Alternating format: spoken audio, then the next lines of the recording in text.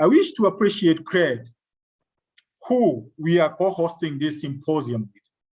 There's a demonstration of how regulatory agencies and also governments can work hand in hand with research bodies to develop optimal regulatory regimes. This year's symposium, cognizant of the momentum of the regional integration initiatives, has attracted 11 African competition agencies. We are of the opinion that these 2 days interaction, which we consider to be just the beginning, will lead to coherent approach in the emerging issues, build a critical and credible regulatory mass in Africa to be more effective in dealing with novel global competition issues facing us as regulators. It is on this basis that this year's topic range from cooperation, that is networks and regional competition enforcement, digital economy, and its benefits and ramifications to the competition process, expanding the regulatory frameworks and data protection, including our role as government advisors in revamping the economy post-COVID-19 pandemic. As a tradition, the authority invites and motivates all of you to offer your candid and resourced intervention in order to help us develop optimal regulatory capacity capable of attending to the problems germane to the highlighted topics. In addition, as you are aware, the authority this year commemorates its first decade. The symposium program has dedicated a panel for the authority to tell its story, and you, our employers, to appraise us. I'm personally really looking forward to this panel. Lastly, during my address last year during the 7th symposium, we made some commitments. The retail sector code of conduct, contract templates in certain sectors, that is the insurance and retail sector, under the abuse of buyer power provisions, have been published. You also informed the development of the joint venture and block exemptions guidelines to support government's post-COVID recovery strategy. We appreciate your support in this journey. During this financial year, which started on July 1st, we shall work together once again to develop a position regarding firms that may have strategic market positions. To conclude, let me thank our discussants, panelists, and moderators who have volunteered their time and knowledge. You are among the people, few unfortunately, who are dedicated to seeing good through optimal policies, not only for the current generation, but for the future generations of this world, since CAK is a trailblazer. Thank you, and may I take this opportunity now to hand over to the discussants and the moderators. Thank you very much.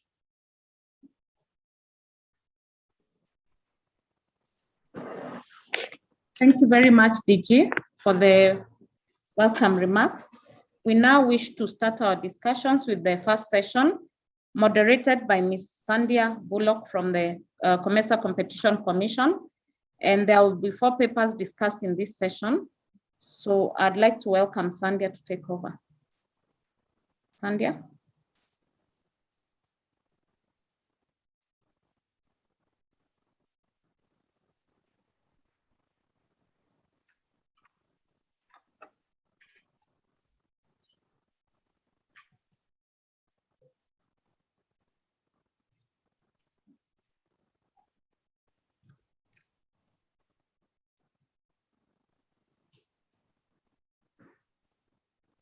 Okay, as she prepares, we can have the first discussant, Ms. Vela Kedogo, to take us through her presentation.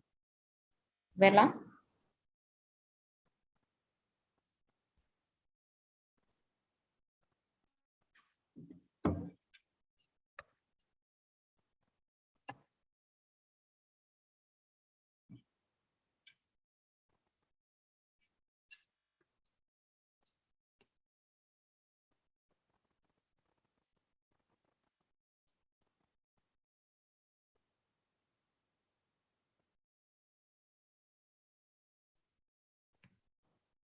Okay, can you hear me?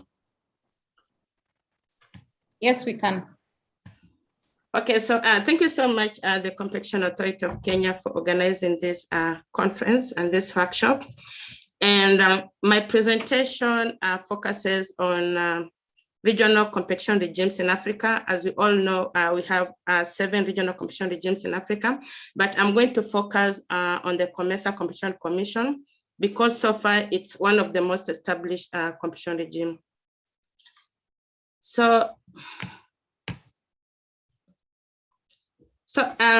the paper I'm presenting is motivated by the realization that regional competition regimes in Africa are still new, and therefore they are still in the process of developing their institutional capacity.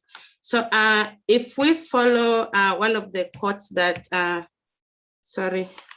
one of the quote from Emega, who says that agency plays a key role in the creation and maintenance of social institutions that challenge institutions, and without such agency, no coalition can be created, maintained, or changed, and therefore, without a supporting coalition, no contested institution can survive.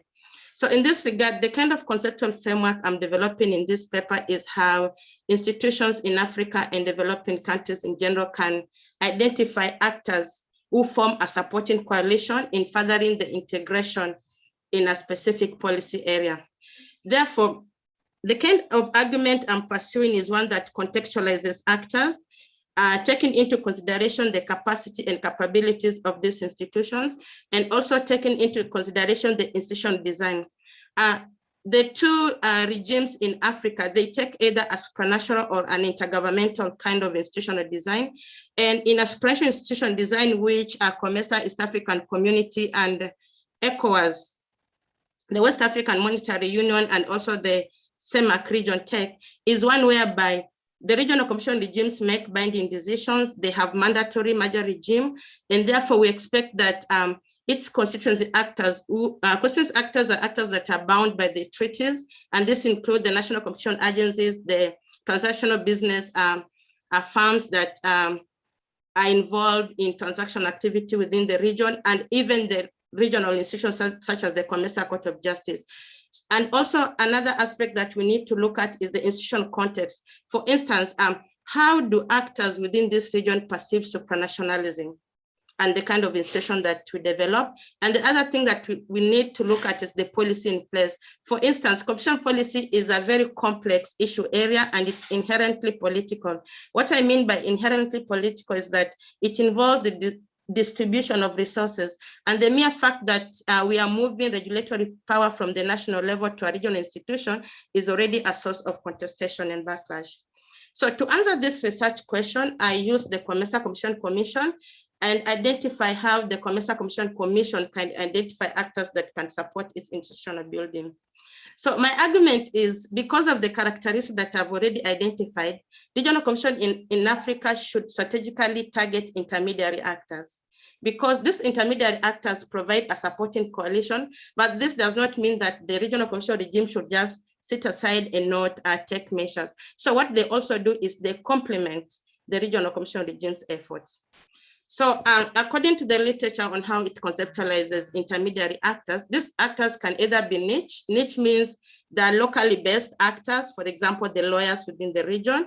They can be regime-based within the region, for instance, the COMESA Council of Ministers, the COMESA Court of Justice. So they're based within the regional institution framework. And systematic intermediary actors are usually at the broad level, and therefore they provide support to institutions. In this case, we are talking about UNCTAD, OECD, World Bank, European Union, and the US. While process-based, they don't act on the broader level, but they act on the contextual level. In this case, I'm talking about the African Competition Network. So the question that follows is, why and who are intermediary actors? Intermediary actors are conceptualized depending on the role they play. So the act as a bridge between the institutions and the actors that are supposed to comply with the rules. And they're also very relevant in situations whereby direct interaction is very difficult. There's transaction cost, maybe an institution doesn't have enough money to do advocacy work and so on. So what they do is that they provide material support, but that is not the only thing that I'm looking for. I'm also looking at intermediary actors who may not have the material support, but they have the ability to convince other actors to recognize and support an institution.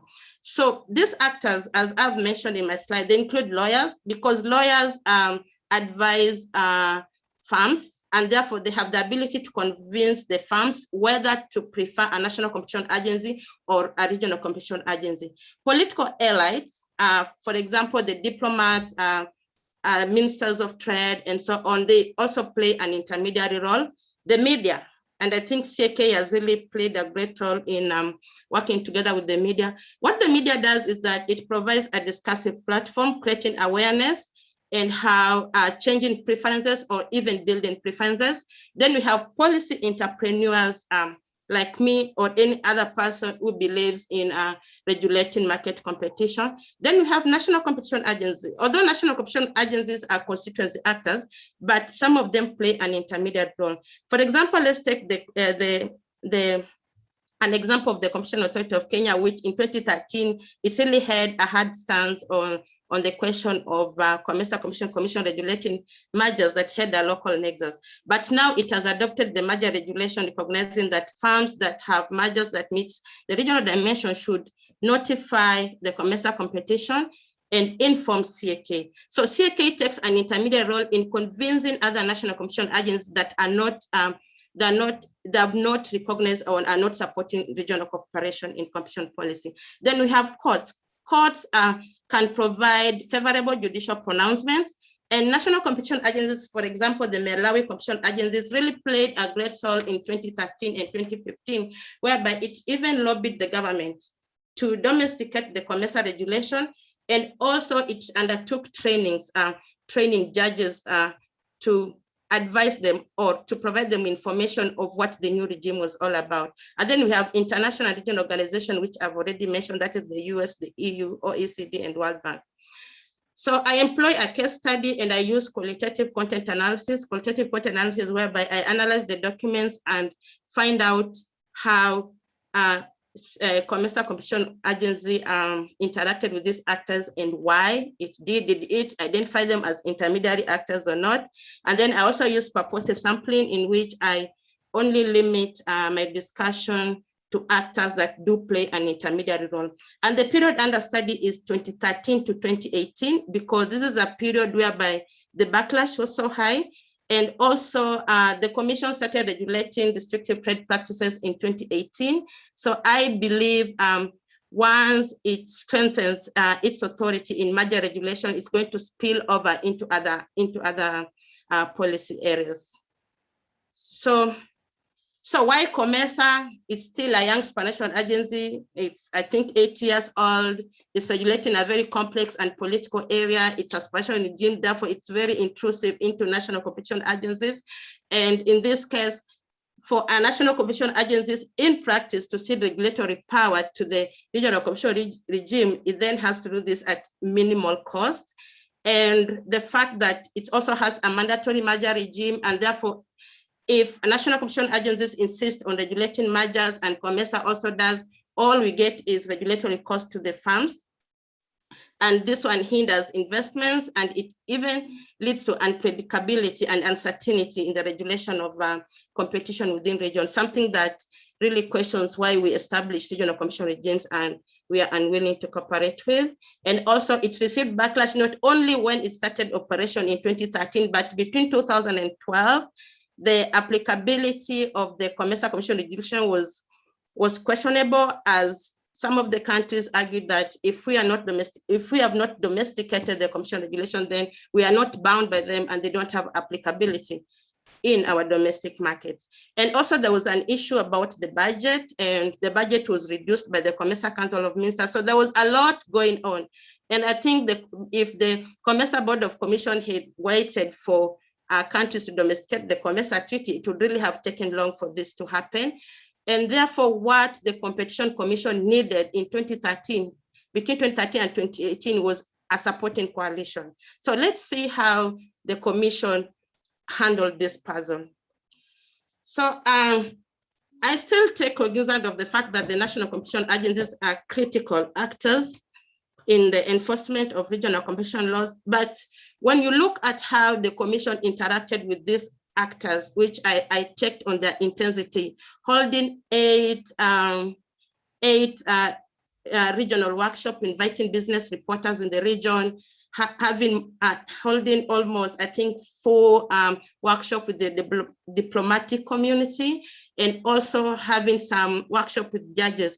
So you will understand that the reason why the Mesa Commission really invited the media is because the media, when there was a backlash between CAK and the commission, the way they reported it in the Business Daily, and this is a newspaper that has a wide reach within the region.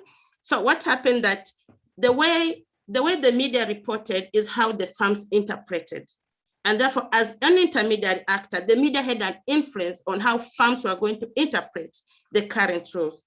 So the interaction with these actors was because, that is according to my opinion, is because of the intermediary role that they did play. So my empirical findings, which I am still doing as this paper is still in the draft stage, is that COMESA did interact with intermediary actors, and particularly the systematic and the niche intermediaries. For niche intermediaries, I'm talking about the lawyers in the region, and we had the former DG Lepimile having interviews with law firms in the UK, in London, and which provided him with a discursive platform, and he kept telling the lawyers that you have an important role in enhancing the compliance of these tools, and let's work together, because he knew that the role of lawyers is very critical as an intermediary actors. And therefore, we also see national competition agencies playing an intermediary role. We see the Malawi competition agency lobbying the government to domesticate the competition regulations. We also see Seychelles and also Zambia explicitly providing on the website that when we have this kind of mergers, don't file with us and so on. But this does not underestimate the role of the COMESA Competition Commission in pushing for cooperation. We've seen the COMESA Competition Commission having a number of bilateral agreements in the form of memorandum of understanding with almost all the national competition agencies in order to enhance cooperation. But I still emphasize the role of competition lawyers and the role of the national competition agencies cannot be underestimated. And therefore, whether it's the regional competition regime or whether it's a national competition agency, being able to vigilantly map the actors that can provide a supporting coalition remains important in the enforcement of competition laws in developing countries. Thank you.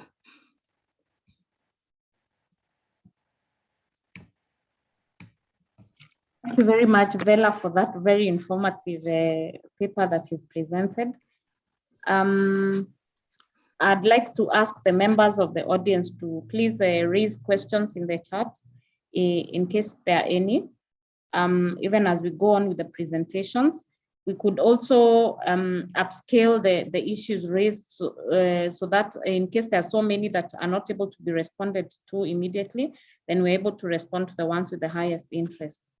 I welcome the next presenter, Ms. Elizabeth Gashweri, who will take us through her presentation as well. Please feel free to raise the questions in the chat. Elizabeth?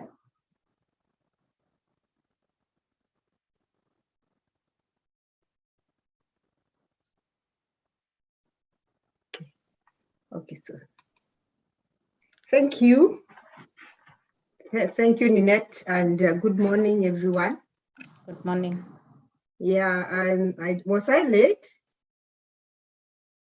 Ninette? No, you are not, Elizabeth. Okay. Proceed. All right. Yes, I got stuck somewhere. So thank you very much, and very, very honored to be part of this discussion. and thanking CAK and also CREED for organizing these important discussions on this subject that is very dear to our hearts.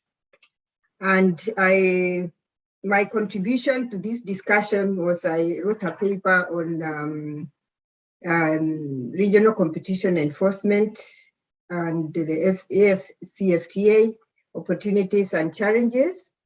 And I would like to put a disclaimer that I am not talking as UNCTAD, I am talking as Gashweli. Looking at the general picture of regional integration and what the governments of Africa did by saying that they want to come together and fulfill their dream for over 50 years. And they are actually saying that we want to take it to the next step. But we also know that the process and the processes have been there before and they didn't go far. But this time there is that feeling that something is going to happen, and we are excited that competition is part of that debate. So there is a need to examine what the process entails and the hurdles on the way and how they can be removed. And I listened to Vera's presentation. She brought out very pertinent issues that the region has to deal with if competition has to be put on the table and to be effectively enforced in terms of the protocol. So we all know that regional competition regimes still face enforcement constraints. There is the budget issues, there are human resource issues, there is conflict jurisdictionally, lack of competition culture in the national domestic markets. And these issues are going on, they are still there, but this commitment and the work that we are doing right now, we are saying that we can unpack and we can get something out of this and have our markets functioning well, and also competition allowing everyone to be able to get into the market if they so wish. So there's need to reduce cross-border costs. That is a trade issue, and it has been researched, it has been talked about, but there are issues of non-tariff barriers existing in the market which may curtail the benefits of the liberalized trade and opening of borders. And that these issues, trade is more than tariffs. Trade is more than saying who trades with who. Trade is dictated by very many other factors, and that is how competition comes in. Because competition infringement, or what we call the anti-competitive practices, can be categorized as part of the non-tariff barriers, because if markets are closed by the big companies, or if cartels are cutting the freedom for consumers to get fair prices, then it becomes a barrier, not only to the consumer, but to the other operators in the market. So why is competition policy important in the continental free trade arrangement that is on the books now? So when the leaders of this continent sat down, there was the issue of competition came up, and somebody recognized that it was important to have a protocol that regulates competition at the continent through a competition protocol. So as you all know, we have like many countries that do not have competition laws and institutions, but we also recognize the tremendous progress that have been made over the years at both national, where we have 23 countries that are operative, and at the regional level. A lot has been talked about COMESA, and there are other efforts going on. ECOWAS has come into it and has an institution, and hopefully we will start seeing cases coming up, and the East African community the West African Monetary Union, although it has got its own complications. And also, we know that COMESA has taken the lead in enforcing competition rules and competition regulations in the region in the last 8 years. And so there is hope that this is doable. So there are three key issues that I want to raise in terms of the importance of competition. There is the need to strengthen the national institutions and to gain knowledge that can be shared by the regional and continental institutions. And there is the need to enact laws in countries that do not have them, and developing advocacy programs that target different needs of various countries. Why is this important? It is because everything starts at the national level. Like Vera was saying, when there is understanding between the national and the regional, then workflows and things move and markets get regulated. But when there is not understanding and the buy-in and the political will at the national level, then very little can happen at the regional level. So what can be done? Because we already have a case law that is being developed under COMESA. Whatever we are going to do at the continental level, it's important that it builds in on what is already in the books for COMESA, and start looking at why the other regional groupings are not moving in the enforcement front, whether it's because of the challenges that are mentioned above or their inherent national bottlenecks that come into it. The more champions of competition law enforcement are created in Africa, the easier will be for the job of executing the cases at continental level, recognizing the fact that regional and continental bodies are a product of member states. And Vera said about the other actors that needs to come in, that needs to be really considered and brought into the books if we are to go forward and have a regulated market under the competition protocol. So there's also the debate of, do we need competition policy, no, consumer protection policy in the integration of African market? And why it's linked with competition is because consumer protection ensures that the benefits of an integrated African market would extend to consumer welfare issues, and that consumer protection law intervention directly addresses the needs of consumers, while competition law intervention is indirect. So the two avenues are key. A good question that the area report that we contributed is, why not have consumer protection while in other issues like human rights are being added onto the basket of regional trade agreements? So the African competition protocol negotiations would be an opportunity to consider and recognize the importance of consumer protection and propose dedicated provisions to cover it.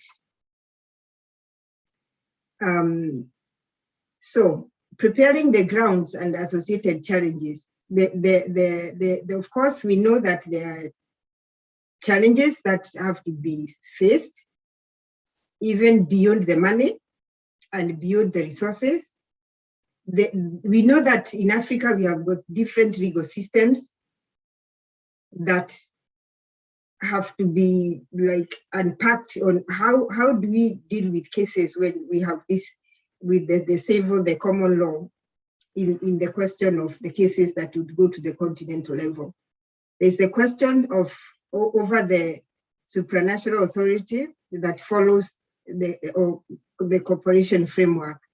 Is there equal appreciation of competition issues across the negotiators? Because the negotiation committee is already formed now, and it's a good question to ask, what needs to be done to make sure that the people who sit down to talk about competition protocol under the Committee on Competition are at the same, or at least have got a general understanding of the issues.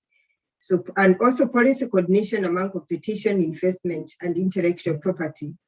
And in addition, e-commerce is very important. There's the big issue of the dispute resolution mechanism. There's the relational issues in economic integration that takes various forms and arise in different forums. The role of community courts, relevance of private sector in competition matters is a big question that needs to be addressed. We know that the AFCFTA dispute resolution mechanism is based on state to state. But when we come to talk about competition, we are talking about business cases. And how does that fit in the overall? I remember reading an article blog from TRARAC which said that as it stands now, a competition case brought before the structures that in place today could easily be thrown out because it's not a state-by-state case, but we're talking about businesses. So challenges is to explore how competition cases could be adjudicated if state parties of this agreement choose to deal with cross-border and competitive cases at continental level. And could the regs be an answer in dealing with such cases, or should there be a leeway to introduce private parties provisions as supplementary law in the AFCFTA dispute resolution text? At this moment, you can't talk about what's happening in the market, trade, anything without talking about the digital evolution and the COVID pandemic.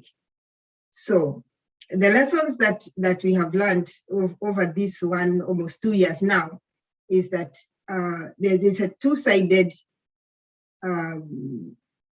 approach the digital markets according to COVID-19 lessons.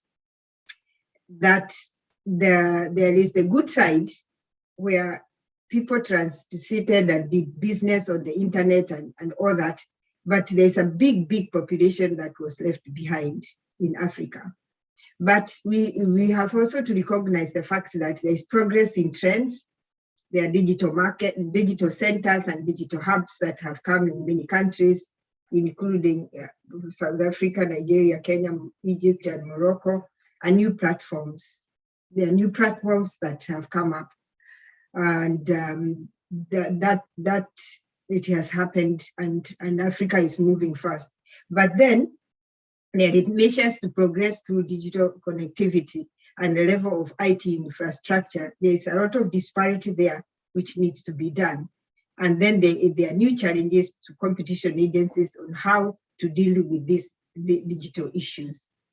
There's the negative spillover effects of COVID-19 on SMEs, market concentration and possible abuse of dominance and large digital platforms, and fair trade practice or abuse of a superior bargaining position due for regulation.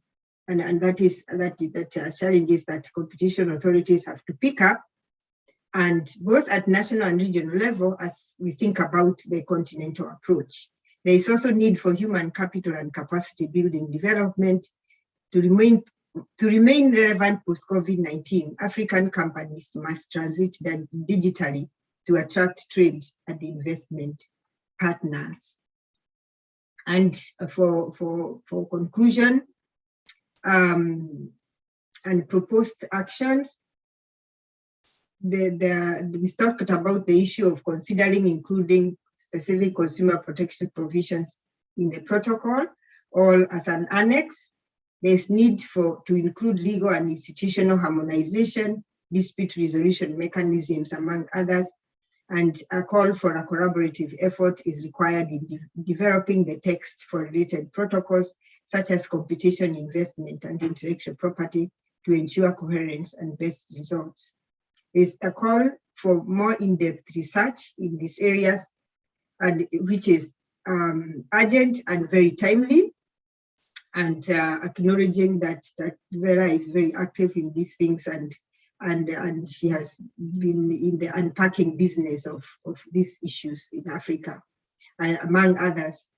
So there are gaps existing in the current legal text, which needs to be filled with possible supplementary legislation to enable effective implementation of competition and related protocols under the CFTA.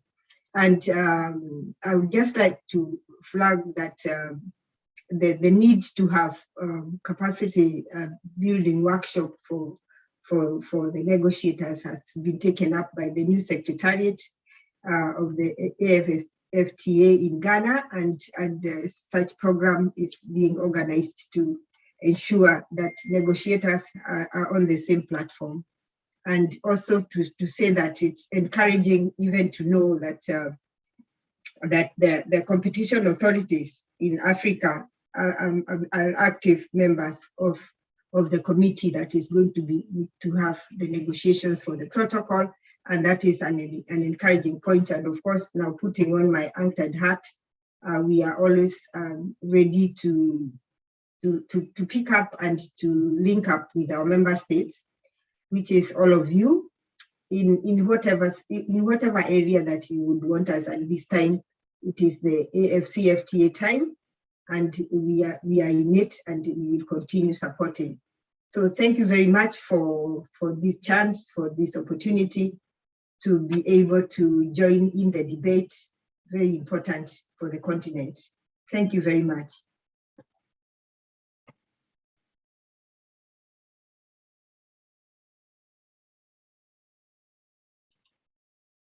Over to you, Nina.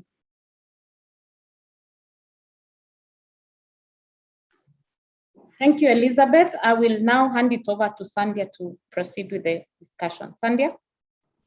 Thank you, Ninette, and good morning to all the participants. My apologies for joining you a little bit late. Internet got the better of me today. Before I jump into the session, I see there's a hand from the CEO of Competition Authority of Kenya, Mr. Francis Kariuki. Please, you can have the floor.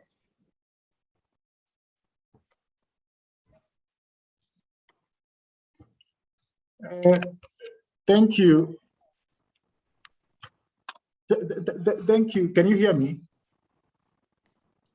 Yes, we can. Please proceed. Yeah, thank you, Sandhya, for giving me the opportunity. I wanted to seek some clarification from Vela and Elizabeth. They have really indicated that there has been a lot of institutional development and cooperation, and for sure is that I don't doubt that. My question now is, this is after the Doha round of talks, the WTO, and significant changes, obviously, is that you have indicated they have happened over the time. And I wanted to ask, do you think there's a time now we should move to another WTO working party and come up with a new international framework? And having, as you answer that, is that I would like to appreciate, if at all you say yes or no, you tell us why. Number two is that what has changed in terms of trade as we knew it. Elizabeth, you have mentioned about platforms. They are ubiquitous quite across the whole world. So where do you see us moving as developing countries? Thank you.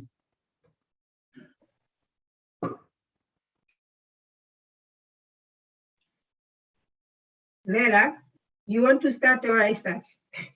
Yeah, wherever, if you want, it's okay. Okay, so WTO. First, we have to ask ourselves, what was the contention that made the so-called Singapore issues not pass? One of them being the competition multilateral framework.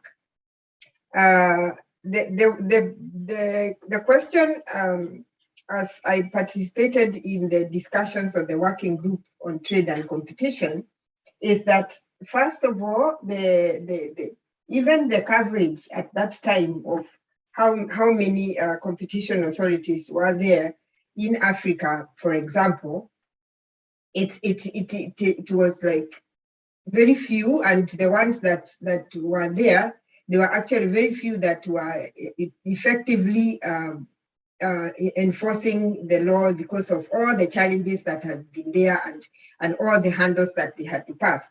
So first of all, I would like to say that has changed, because now we have a bigger group of operatives in the market all over the world.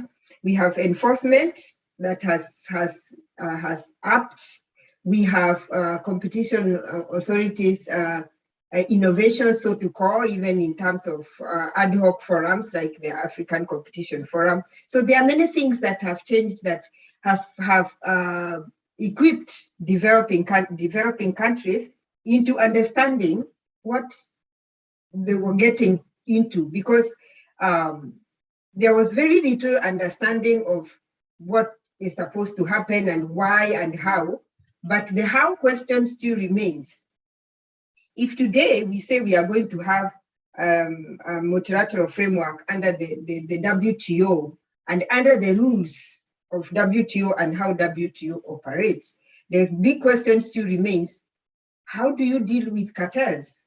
How do you make this private thing into a government thing and make it work? Those questions are still out there, and we haven't had answers to those, but the situation has changed. But I believe it is okay to pick it up and start discussing how can you make competition multilateral rules that are competition friendly and are competition thinking based.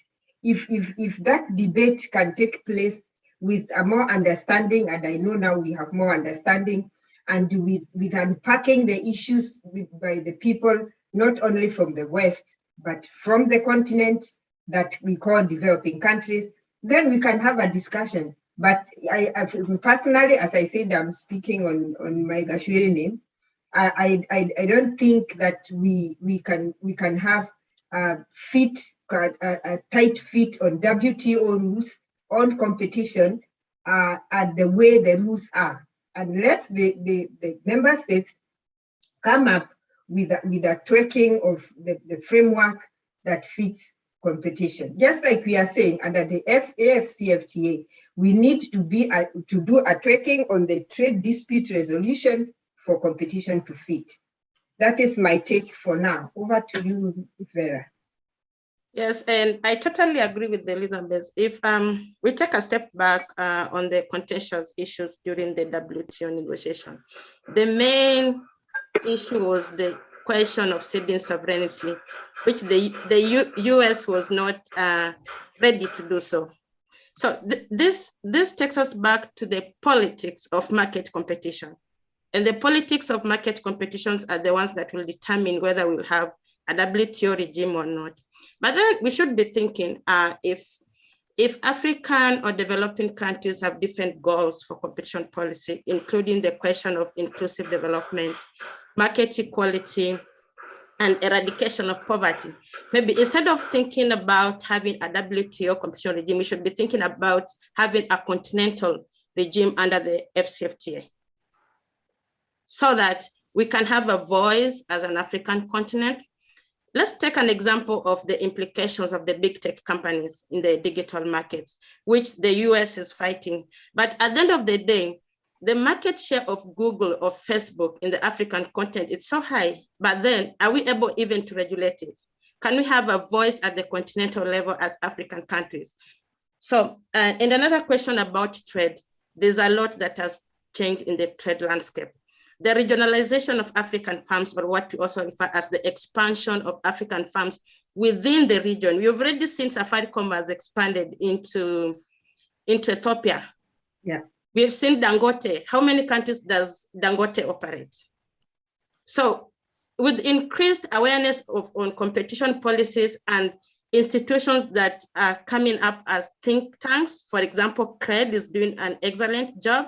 The Max Planck Institute for Innovation and Competition has entered into a collaboration with the Virtual University in Senegal.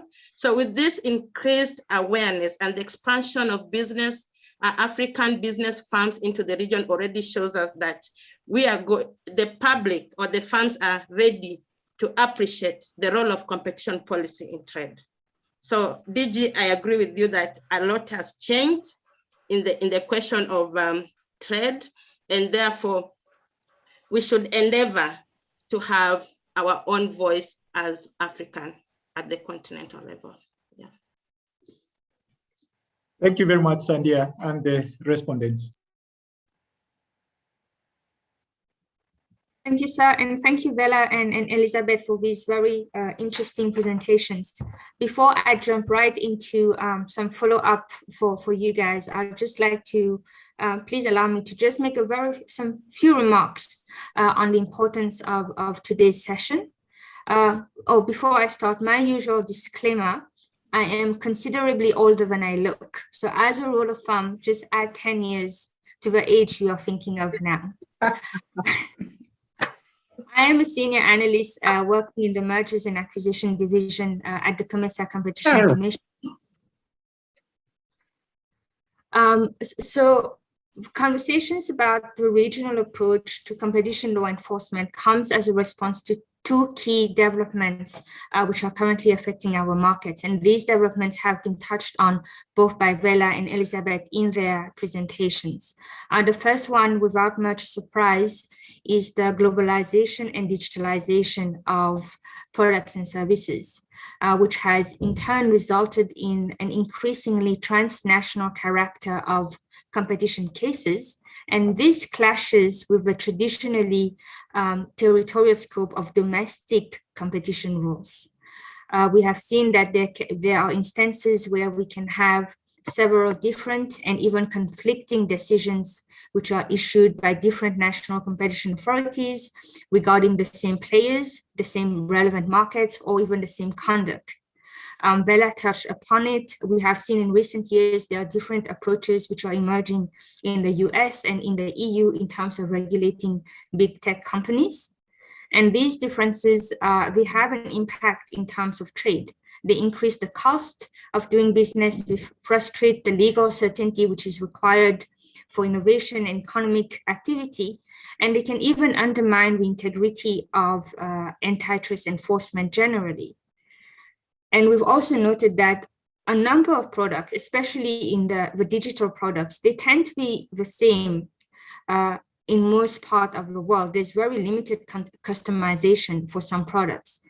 And in those circumstances, the decisions and the remedies which are issued by one authority on the business model or on the digital ecosystem architecture, for instance, it will inevitably produce effects on the supply of such products to consumers in the other countries.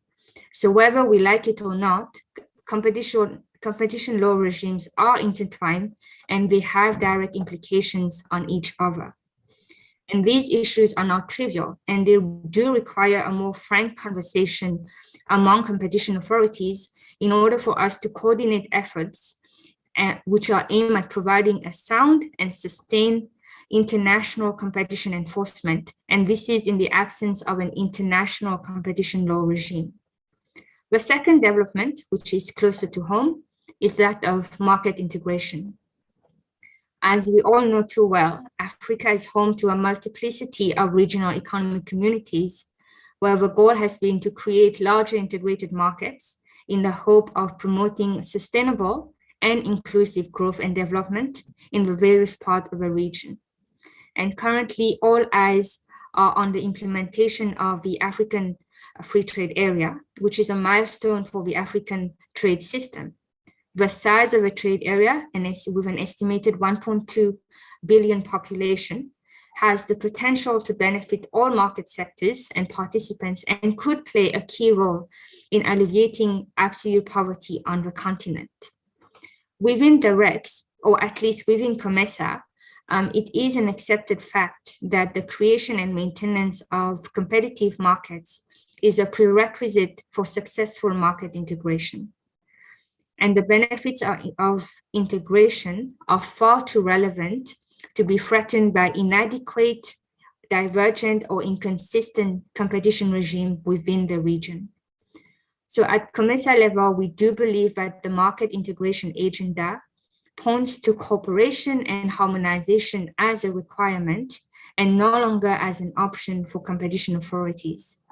When we talk of harmonization, we do not mean a total homogeneity of a national legal system, but rather the creation of a system that promotes consistent and coherent regional or competition enforcement. And we've heard from Elizabeth that you can have, as we embark on drafting or refining the competition protocol at continental level, we will have to give considerations to the institutional setup, because different institutional framework will generate different levels of policy convergence and different level of cooperation. There was something interesting in Vela's paper where she was discussing about the challenges faced by the COMESA Competition Authority in relation to domestication. And if you would allow me, I would like to share a few updates on that front. In particular, so we now, at this stage, in Eswatini and Uganda, domestication has taken place. And then for some member states that have a monist legal system, so these are Djibouti and DRC, as typically the French-speaking countries, domestication is not required. So the regulation, by virtue of a country's membership to the COMESA region, the COMESA Treaty and its regulations, including the COMESA competition regulations, have force of law. Further, we have very clear obligations under the treaty requiring the member states to take all appropriate actions to ensure fulfillment of obligations arising from the regulations or arising from actions by the Commission. And we have seen a positive response from the member states, even where domestication has not yet happened. For instance, Kenya came up with binding guidelines that provide that merged transactions which meet the COMESA thresholds are no longer notifiable at national level. We have a project currently ongoing with the Competition Commission of Mauritius to put in place the requisite legal and procedural framework. And among the expected output of this project is recommendations on how the COMESA competition regulation will have force of law in Mauritius for better enforcement in the common market. Okay, let me take a pause and put the limelight back on the speakers.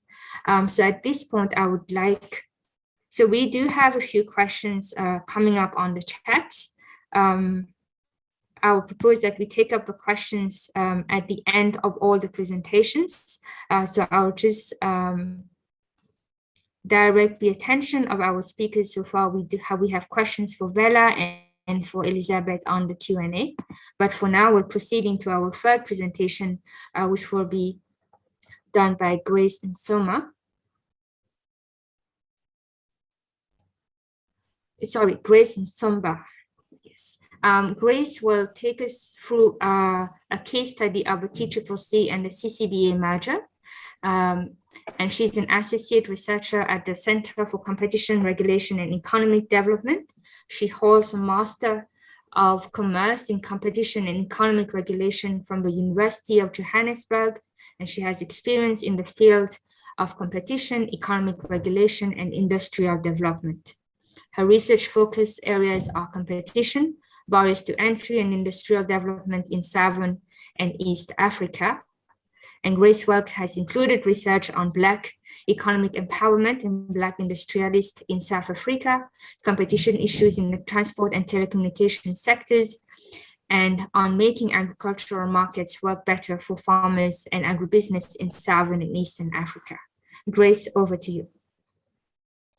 Thank you, Sandhya, and good morning to you all. As Sandhya has briefly explained, my presentation will be focused on the Coca-Cola Company, Coca-Cola Beverages Africa merger as a case for regional competition enforcement. So the analysis in this paper was done from the perspective of the East African community based on the establishment of the East African Competition Authority and also in light of the ongoing negotiations on competition policy under the African Continental Free Trade Area Agreement. So just to give you a brief outline of the presentation, I will start off with an introduction on regional integration and competition policy and enforcement. And then I'll go into some fundamental aspects of the beverage value chain, which I think are important to understand in order to appreciate some of the dynamics of the merger in question. This will then be followed by the facts of the merger, which I will take you through. And then I'll finish off with some key lessons for regional competition enforcement. So regional integration has received considerable focus as an avenue for achieving growth and economic development on the continent. And we've seen this through the establishment of the number of regional economic communities on the continent, but also through the African Continental Free Trade Agreement.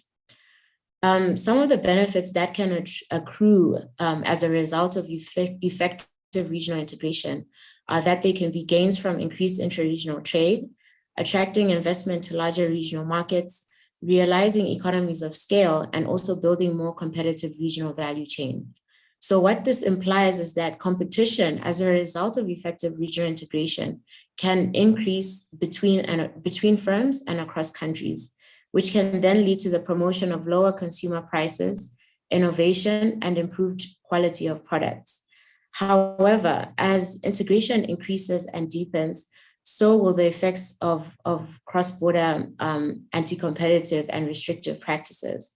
And that what this means is that there is, especially now more than ever, more room for robust competition policy and increasing and for the gains from, in order for us to realize the gains from regional integration.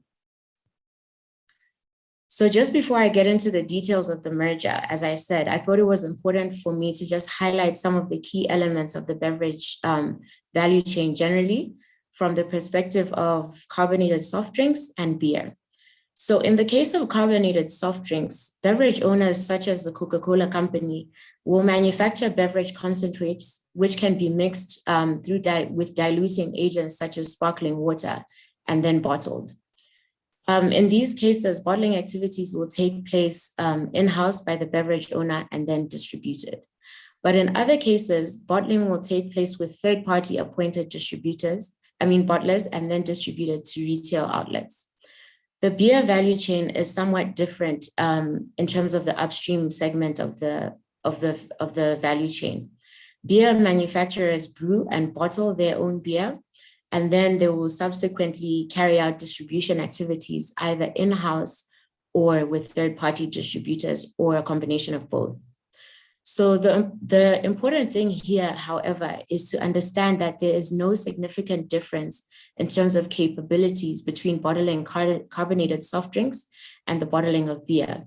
So a beer brewer is capable of bottling carbonated soft drinks as a third-party bottler, which was actually indeed the case in this merger.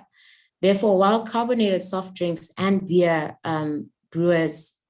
carbonated soft drinks manufacturers and beer brewers are not necessarily direct competitors in the upstream manufacturing and in the downstream retail segments of the value chain, they actually do impose direct competition on each other in the bottling and distribution segments of the value chain.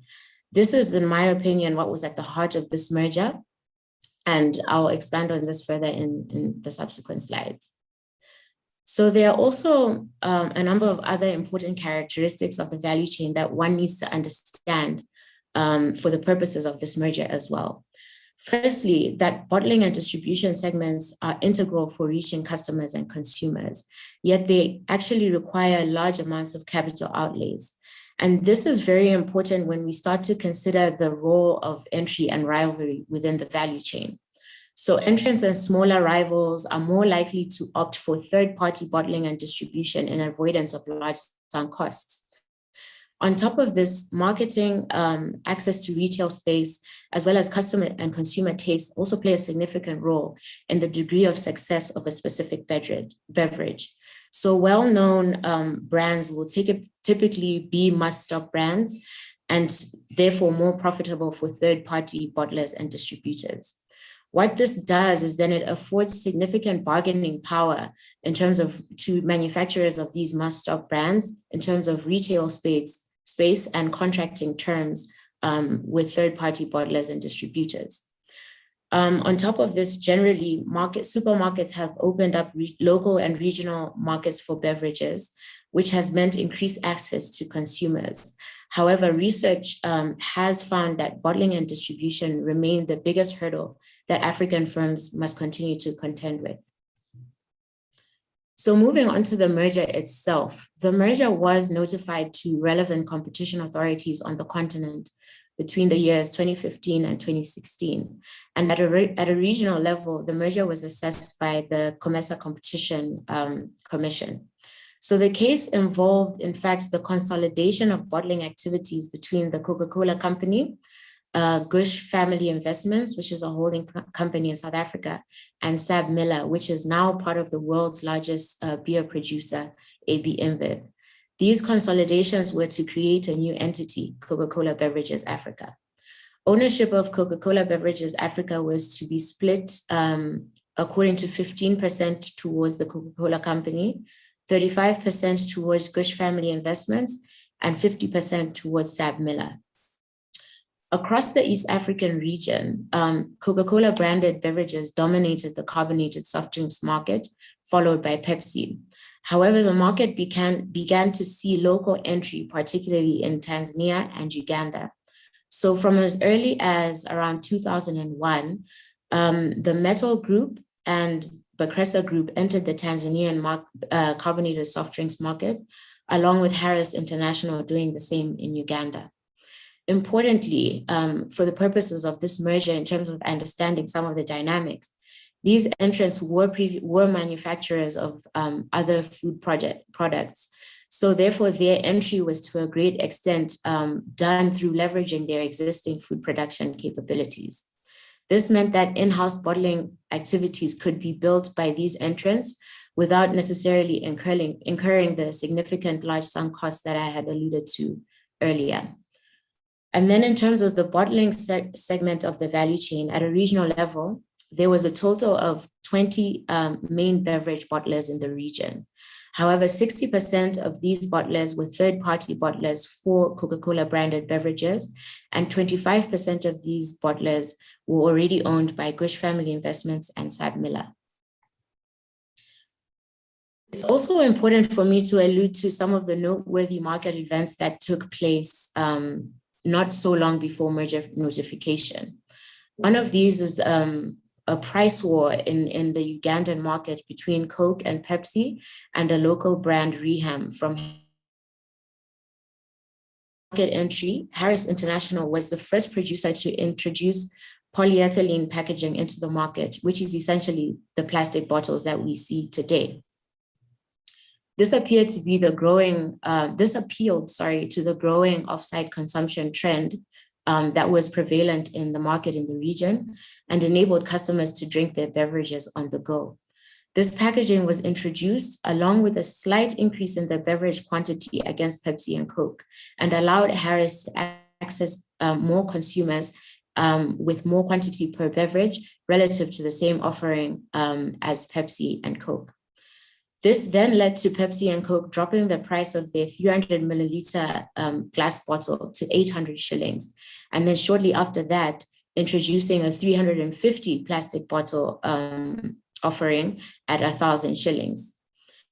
In the same vein, in the Tanzanian market, a study showed that the plastic bottle packaging significantly contributed to the ease of availability of beverages and also to consumer loyalty. The study showed that the entry of Bakresa and Motisan in the Tanzanian market, who at the time were also the entrants that introduced plastic packaging, challenged the Coca-Cola Company's market position in terms of consumer loyalty. The merger was then subsequently approved by the COMESA Competition Commission in 2017. And in 2018, market shares indicated that Coca-Cola Beverages had approximately 40% of the East African regional market, as well as the Tanzanian market, and then approximately 70% of the Kenyan market. This was against growing local entry through Metal and Bakresa in Tanzania, for instance, with 16% market share and 14% market share respectively. However, while entry and rivalry began to contest local markets, this was not necessarily the case at a regional level. Through the merger, effectively, there was a potentially lessening of competition in the bottling segment of the market at a regional value chain, which was a market that was not defined by the COMESA Competition Commission. Post-merger, Coca-Cola Beverages Africa also subsequently went on to acquire more bottlers across Tanzania and Kenya, which then resulted in approximately 40% of ownership of major bottling capabilities across the East African region. What this meant was then that most of the world's largest beer producer now had control of 50% of almost half of the bottling capabilities in the region, together with one of the world's largest carbonated soft drinks manufacturers. So in terms of merger enforcement, the case is really important in arrangements, play a significant role in the process of firms becoming more internationalized. In particular, the merger also shows why enforcement cannot have necessarily been concerning at a national level. But there was indeed, from the facts of the case, need for robust competition enforcement at a regional level.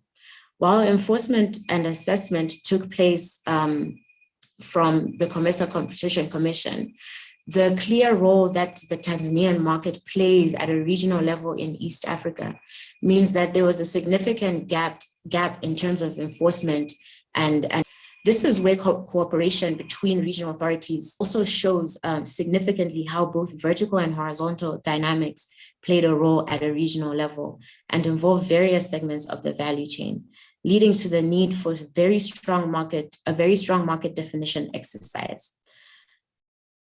Just to take you back a little bit to theory as well. In theory and historically, people have, or theorists have, focused more on horizontal mergers and the extent to which they can lessen competition within a market, but less on the dynamics that can prevail where vertical dimensions are present.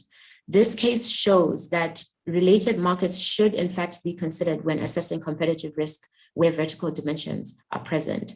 And on top of this, we see that there could be a possibility that this merger was aimed at eliminating reciprocal entry threats. Thank you.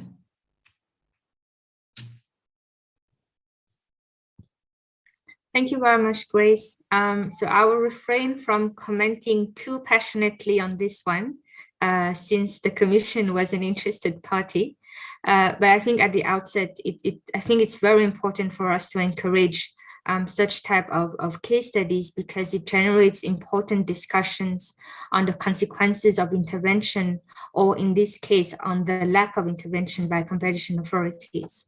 And also just to share with you that within the Commission, we are making plans to establish a research unit so that we can perform such type of ex-post assessment of the Commission's decision in mergers or other enforcement actions. And then another improvement that the Commission has tried to do since end of last year has been providing a bit more information in its decision.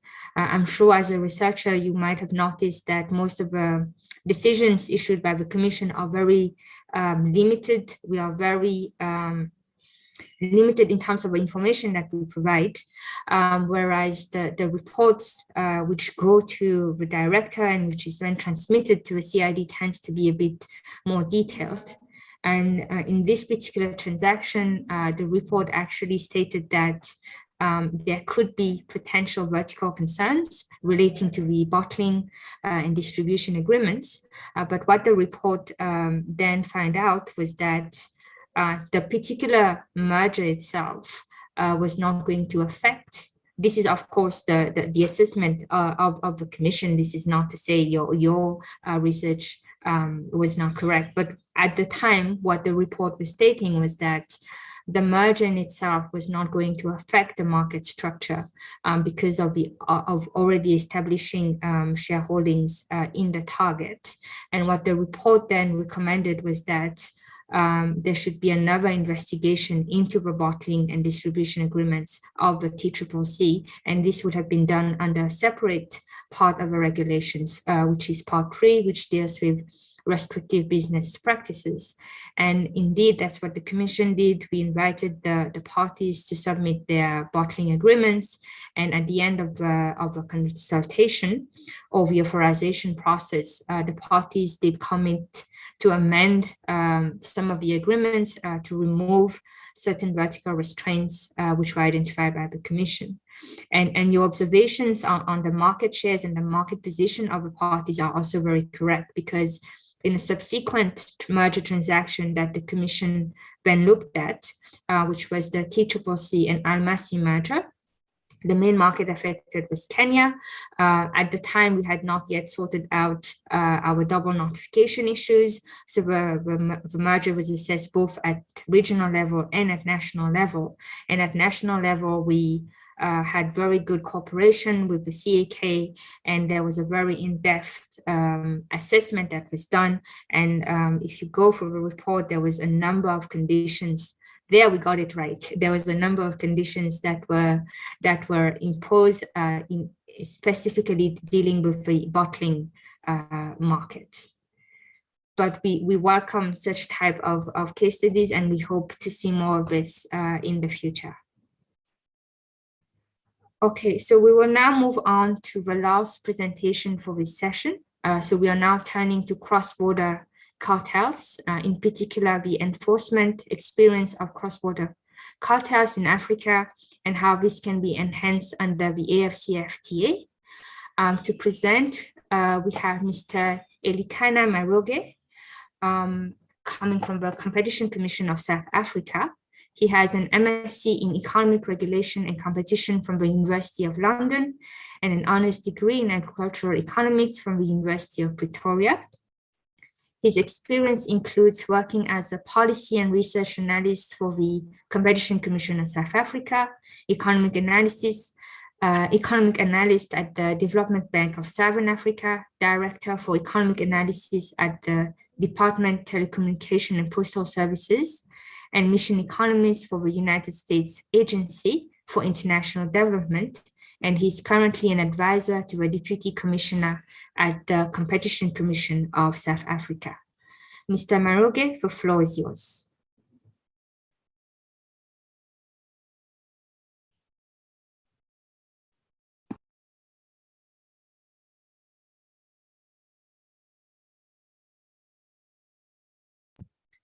Ninette, I'm not sure if you can assist to confirm if Mr. Maroge is with us.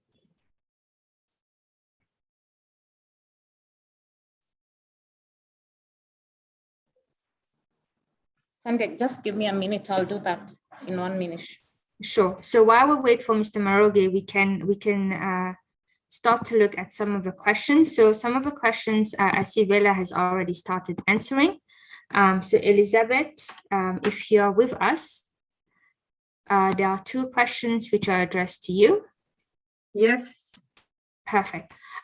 So Elizabeth, based on your engagements with authorities and the AFCFTA Secretariat on a regional protocol, what do you think is a reasonable timeline for ultimately seeing a protocol with required institutions coming into place?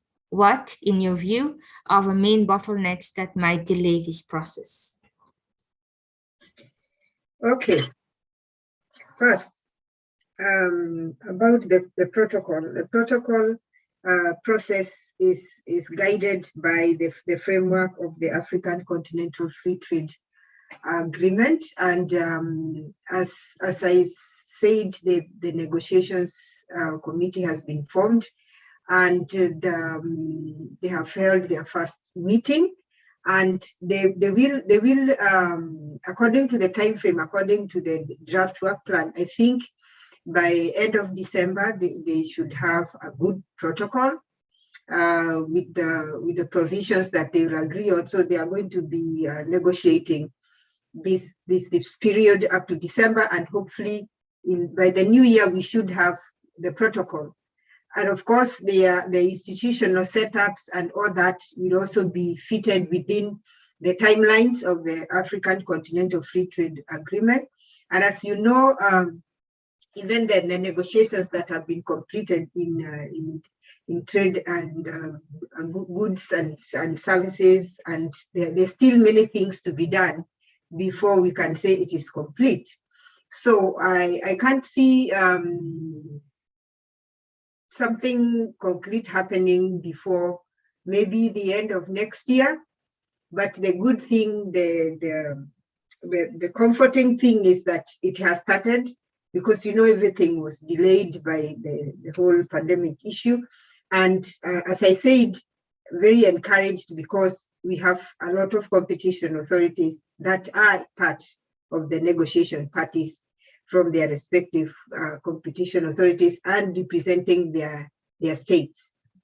So that is my, from the top of my head, in my personal capacity, I am seeing towards the end of the year 2022,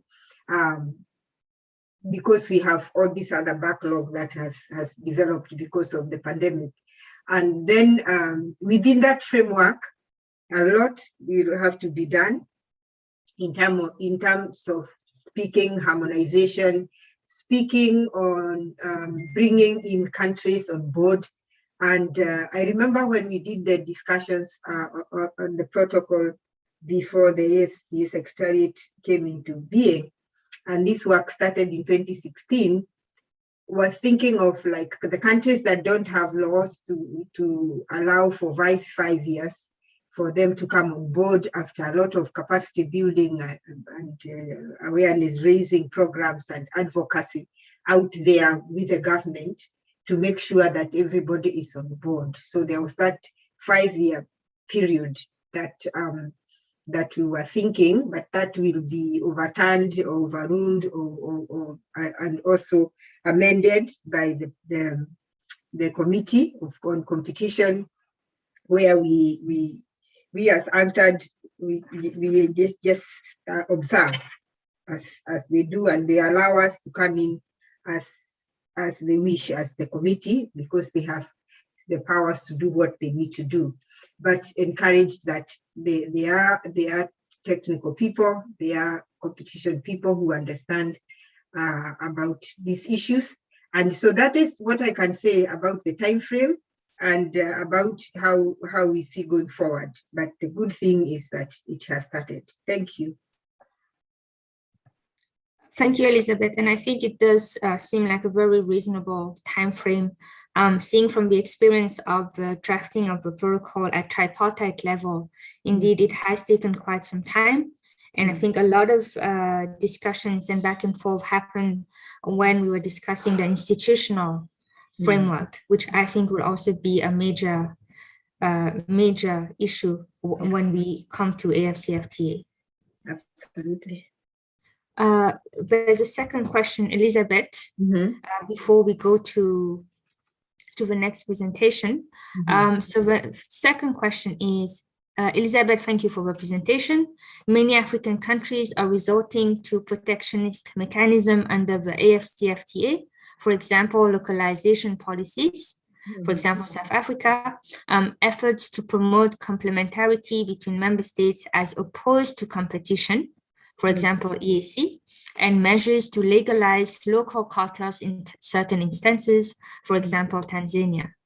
These steps may serve to increase prices or reduce the number of players at national level. Is this a potential future of the continent? Well, that's a hard one. But I would say that restrictive business practices, whether they are performed or applauded at state level or whatever level, still remains anti-competitive practices. And definitely, if that is happening, then it's what we would call a red flag, and the negotiators of the protocol better be like aware of these things that are happening.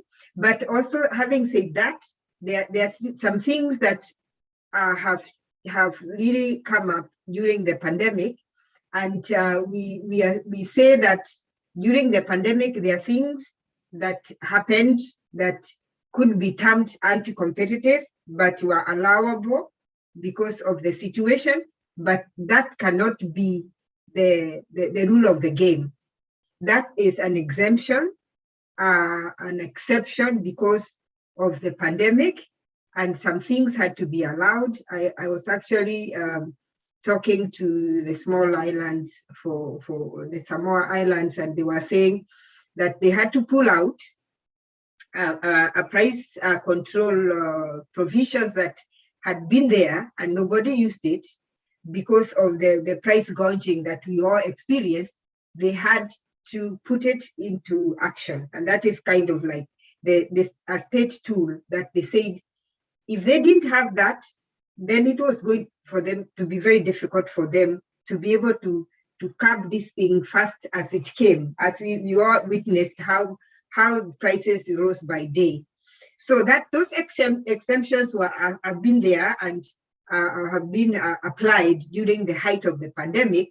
But in my opinion, they should not continue and they should not be allowed. And if that is going to be the frame for the continent, then there are flags everywhere. Like it can't be competition with those kind of protectionist and all those. Then it's not competition policy.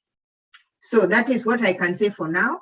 Outside of the pandemic, we should go back to enforcing the law the way it is supposed to be enforced, and whatever actions by whoever who is doing trade and business, so to speak, government companies, then the law must apply if we need to succeed. Thank you. Thank you, Elizabeth, for this very detailed and excellent answer. On this point, let me turn to Mr. Maroge for the last presentation of this session.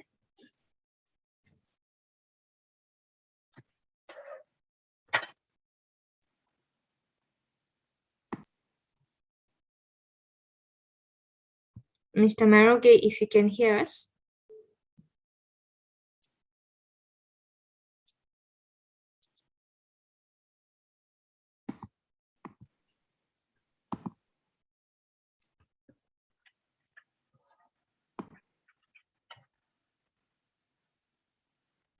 My photo.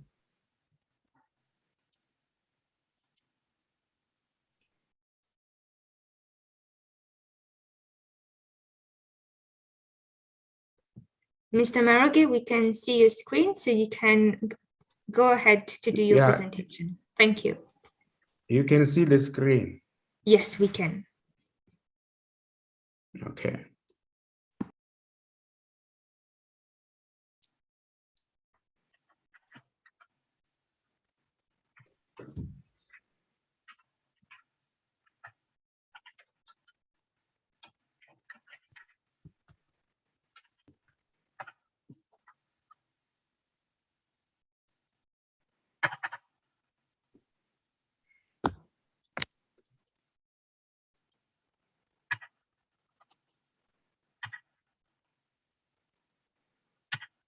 Can you hear me?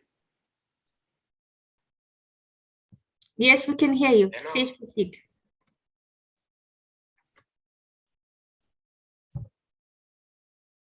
Can you hear me? Yes, we can hear you loud and clear.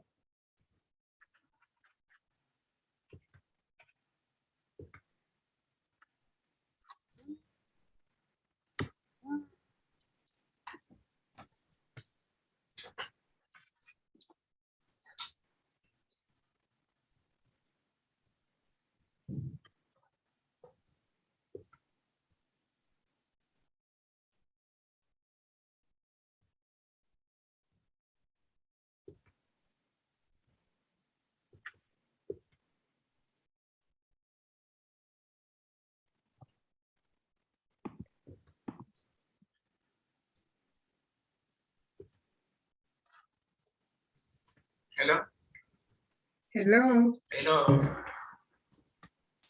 Sandra, can you hear me? Yes, Elikana, we can hear you.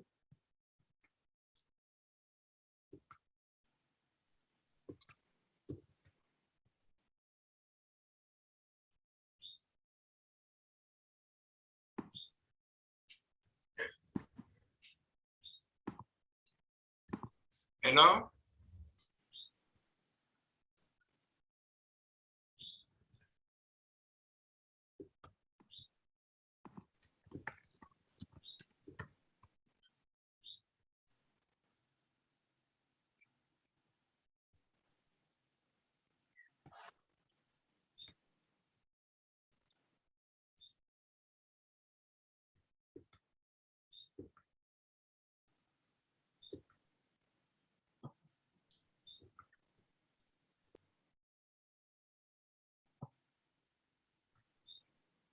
Apologies, participants. We seem to be having some connectivity issues. Mr. Maroge, if you can hear us, you can proceed with the presentation.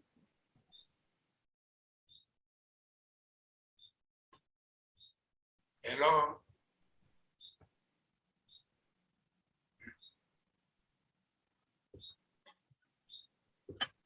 I think he cannot hear us.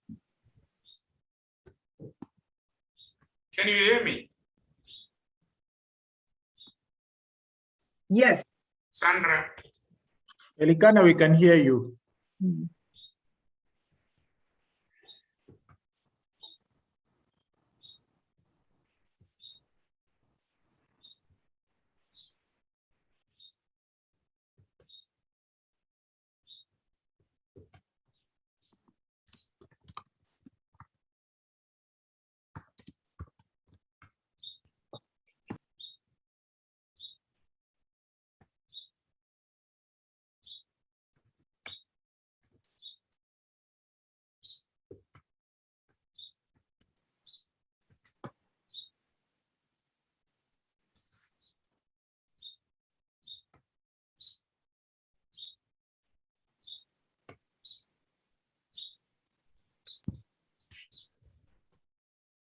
Elikana, can you hear us? Hello? Hello, can you proceed with the Hello? presentation?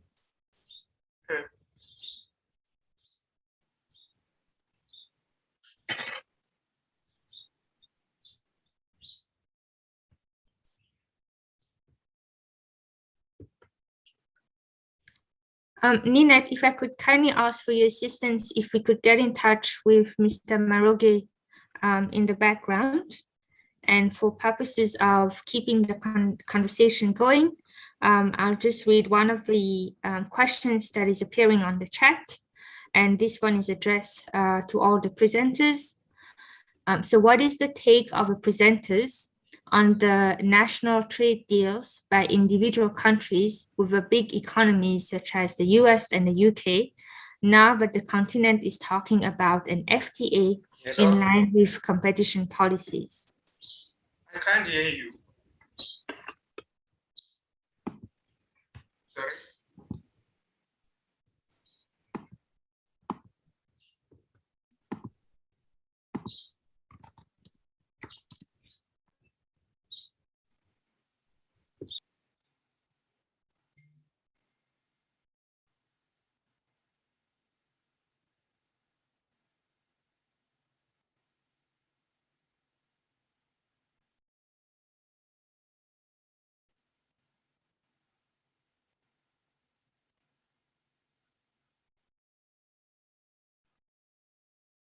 Nadia? Yes, Elizabeth. Can we answer? Can we try to answer that? Yes, please. Maybe Elikana can go out and check in again and see. Okay. National trade deals.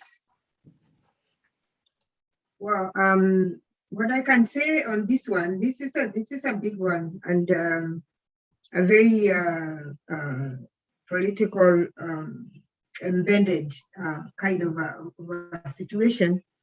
We know that some countries have in deals with you know, like South Africa has got a trade agreement with the EU, and Kenya is negotiating with America and others. So the big question which we should ask ourselves is how does this affect what we are trying to do in the continent in terms of the African free trade area? I think it's a good point now to have a discussion. How do we unpack this relationship, and how can we make sure that this does not affect what the continent is trying to achieve? That is the intra trade and also trade with external partners at the continent. And these discussions need to happen now, before the full-blown implementation of the protocols that have been put in place and that are going to be put in place get out there. Because if these things are not clarified from the beginning and these interactions are unpacked, then there is going to be conflict. There is going to be the question of asking, okay, let me use my country, like of Kenya. Like, does it mean that the deal that Kenya is supposedly going to enter with the US brings in like a walk-in for the US into the Continental Free Trade Agreement? So those are valid questions, and those are questions that needs to be discussed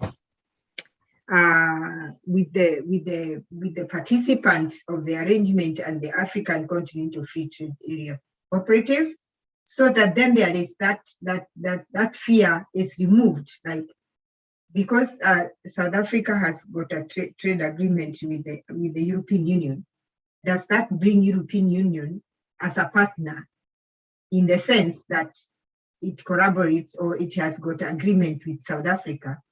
And how does that interact? How do they come into the continental market as the EU, or as EU linked, as US or US linked to the continental partner? So my answer is, these issues are pertinent, these issues are valid, and this is the time to start speaking about them and to start unpacking them and to start agreeing on how to proceed, so that then it doesn't become a point of conflict between countries in the agreements and countries outside of the agreement, seeing like there is kind of like a walking by those other parties. But that conversation, which is very hard, must happen, and happen now. Thank you. Thank you, Elizabeth. That is indeed true. Vela, do you want to come in? Yeah, maybe just to add on the pertinent question that Elizabeth has addressed. I think it's time that the competition authorities in Africa provide their own advisory opinion in this kind of engagements. For instance, what are the main objectives of these trade agreements that African countries are entering with the US or the EU? Do these kind of agreements really lead to innovation, or do they provide internationalization of African firms into the EU or the US market? Or is it a kind of relationship whereby only the US and the EU benefit from the large consumer base that we have in the African markets? So my main point here is that it's time that competition authorities take an active role in providing advisory opinion over this kind of agreements, taking into consideration the anti-competitiveness of this kind of agreements, and how this kind of agreements are going to hinder innovation and industrialization in the continent. Thank you. Thank you, Vela. Grace, go ahead. Yeah, I think I agree with sentiments from both Elizabeth and Vela.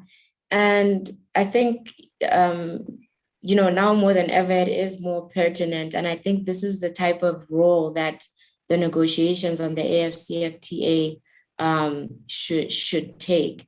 But I also think it's a question about choices, because we continue to, write about the benefits of regional integration, the role that competition policy and enforcement can play, and all these things. But when it comes to policy, our policy decisions aligning with what we are saying.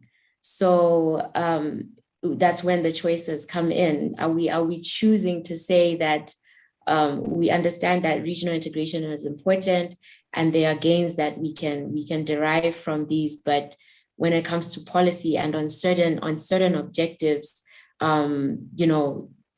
specific regional blocks or even national countries will then make their own decisions on certain things. So I think it's about choices and aligning those choices in what we've put together as a continent. That's what I would say. Thank you, Grace. And indeed, that is something that we also see as the COMESA Competition Commission when we go and do our advocacy activities in the national member states, is always trying to explain. We do get questions which are very based on the interests of a specific country or the interests of a specific group within a country. And we do have to then make it clearer of the message of what are the benefits coming from regional integration for the greater good of the citizens in the common market over and above the specific interests that national member state will gain from specific agreements. Okay, we do have another question coming on the chat. This is addressed to Grace. Grace, thank you for the presentation. Given the findings of your paper based on the case study, does your set of recommendations or lessons suggest that there may be a need to have a sector prioritization framework for regional enforcement at the CCC? And otherwise, in other words, are certain sectors such as beverages, agricultural inputs, etc., especially important for prioritization for oversight and enforcement? Thanks, Sandhya. Yeah, I do think this is definitely something to explore, particularly even at the level of cooperation between authorities. And also just to bring in what Vela had alluded to earlier on around, the internationalization of African firms. And I think the case study that I just presented is a very good example of that, where you actually have rivalry coming in and challenging these multinationals starting from the local level and trying to do so at a regional level. But if our enforcement objectives do not align with also, considering the development objectives of bringing up these smaller rivals, these challenger firms, then, they're just going to stop at a point. So I think this is where competition policy and competition enforcement does have a critical role to play in the extent to which challenger firms can, and that's African challenger firms, can really step up to the plate and challenge these larger multinationals, considering also the fact that markets continue to become further consolidated. So I think this framework, such as the one Thando refers to, could be really important in that way. Thank you, Grace. And I think it is related to another question which was addressed to Vela in terms of if she has any insights on the CCC RBP network. And if I can just give, obviously, so there's a lot of discussions happening between the Commission and the case officers at national levels on RBP. And we do look at prioritization of certain sectors which are more prone to certain type of conduct, so such as price fixing or market allocation. Obviously, I cannot discuss the specific sector prioritization obviously not to disturb the investigation processes, but these are some of the things which are done within the network. And the other than case prioritization, there's also an element of capacity building, just making sure that we all move together as a group. So it's not necessarily that the regional competition authority is better placed to assess certain types of conduct. So we just want to make sure that the regional body and the national competition authorities all have a basic set of skills at their disposition. So we do a lot of capacity building within those networks. Vela, I'm not sure if you wanted to come in on the RBP network as well.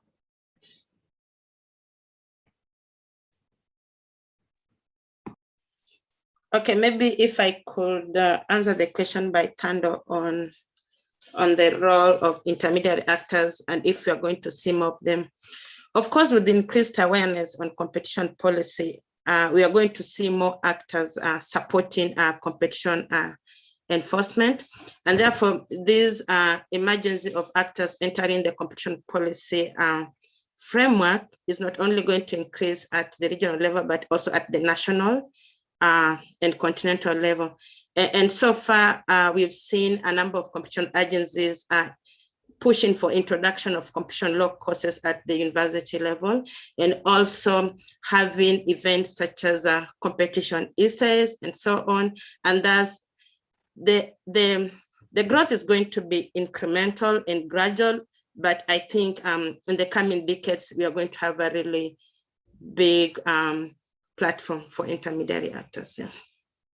So it's all about the competition agencies being strategic and recognizing who can support our institutional building, and then how can we help them? Can we train them?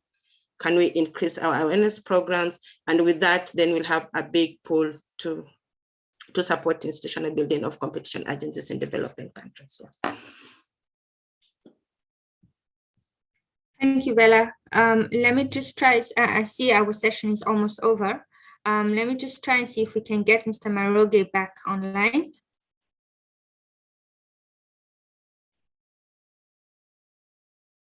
Okay, we seem to still have some internet issues. So Grace. No, I'm online. Can you hear me? Perfect, we can hear you. Okay. Okay, so please go ahead, and I'll kindly ask you to have 10 minutes. I know we promised you 15 minutes, but for the interest of time, kindly give us your presentation in 10 minutes. Thank you so much. Okay, thank you.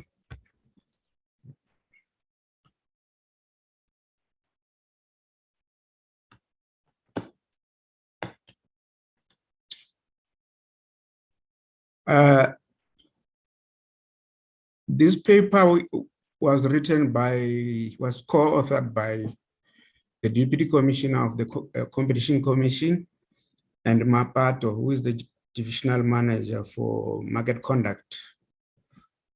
The main focus was on how, as a continent,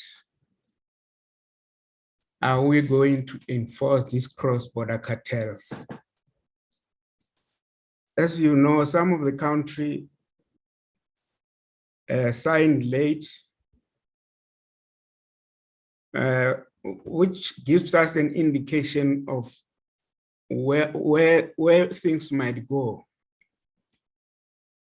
As an introductory remarks, this paper has been submitted to Antitrust Bulletin and it has been accepted.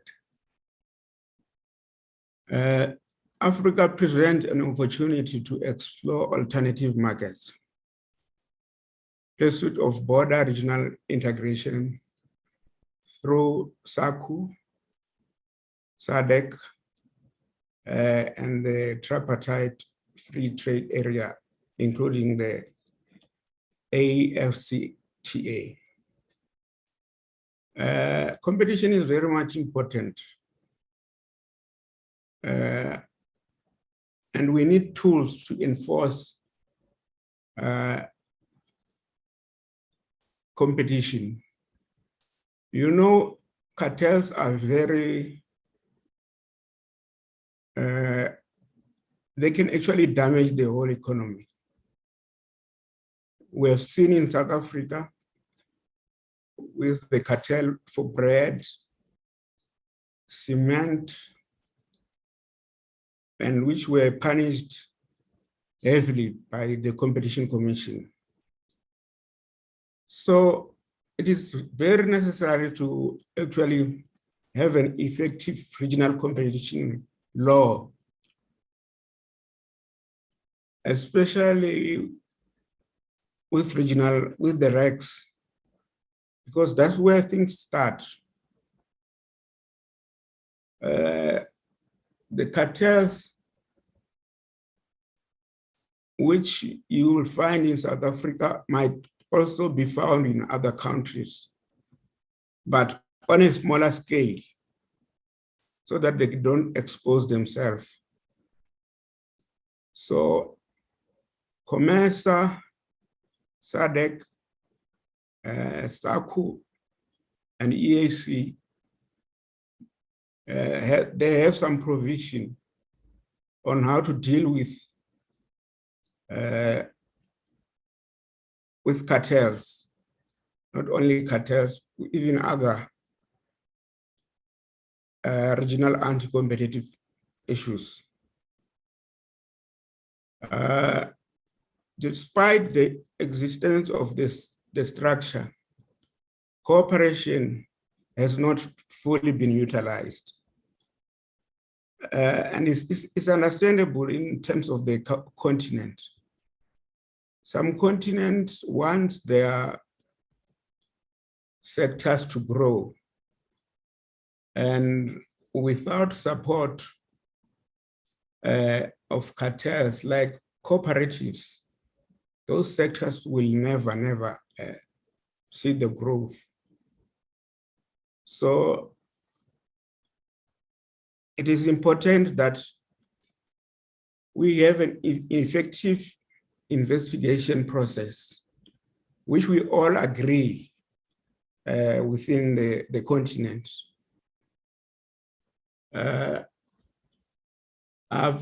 We also did some overview on regional trade agreements and the design of competition law and policy.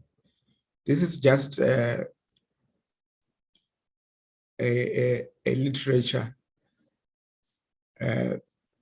which indicate that South Africa or regional economic communities have taken too long to actually integrate. We still have a lot of challenges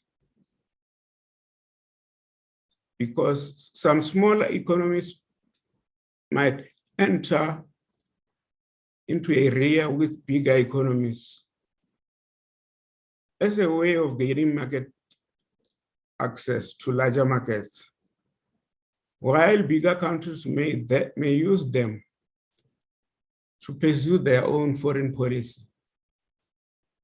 So we need a very focused competition policy and enforcement, especially when it comes to cross-border cartels. And it is important that there is a will from the heads of states in the continent. But the issue with African countries is implementation. We have so many laws, but it is very difficult to implement on a concurrent basis with other countries. So it is important that when we have formed or when we have a good cartel and cooperation within the continent, it will actually boost trade within the continent. Because you know, we only trade within ourselves maybe around 13%. If you look at the EU states, around 60%, and the US, normally, most of the things which they sell, they trade within states. So they don't normally really rely on other countries. Because Mr. Maroke, I'm sorry to interrupt you, but I kindly ask you if you could give us your concluding statements in the next minute or so. Sorry, we have a time constraint. Okay. Thank you.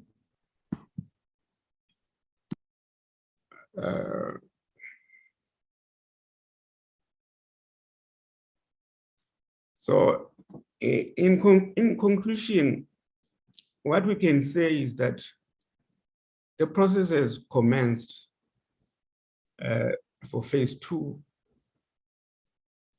of negotiation, of developing protocol on competition policy and intellectual property rights. So as we move forward, we need to move with speed, and we need to take those smaller countries into consideration as well.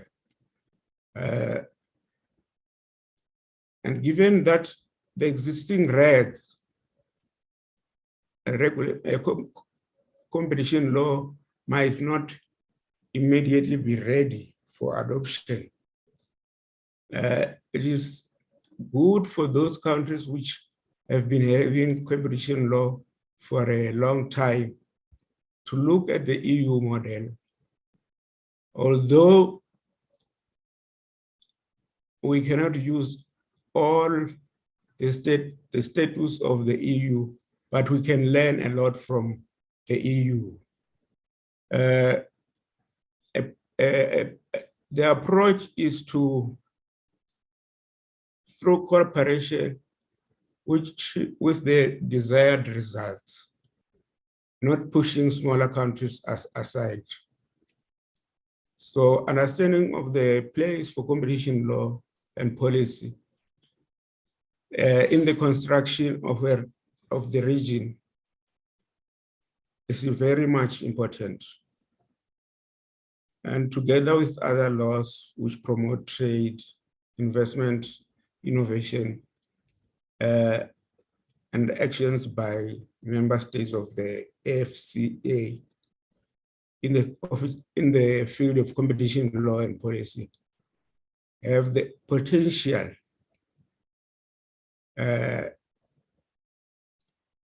to improve the well-being of the continental population. Okay, thank you. Sorry for the mishaps in my laptop connection. No worries, and we're very grateful that you managed to do a presentation and to join us. I'll be very quick in my concluding remarks as well. I'd like to thank all the speakers for the very interesting papers and presentations, and all the participants for the stimulating questions which have come up.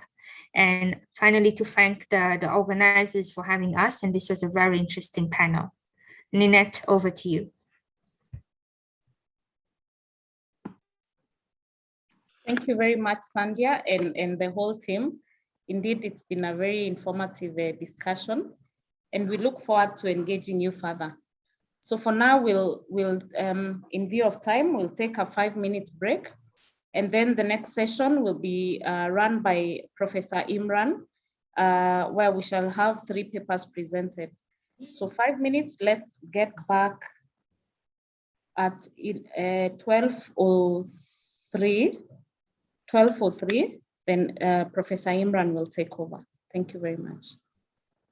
Thank you.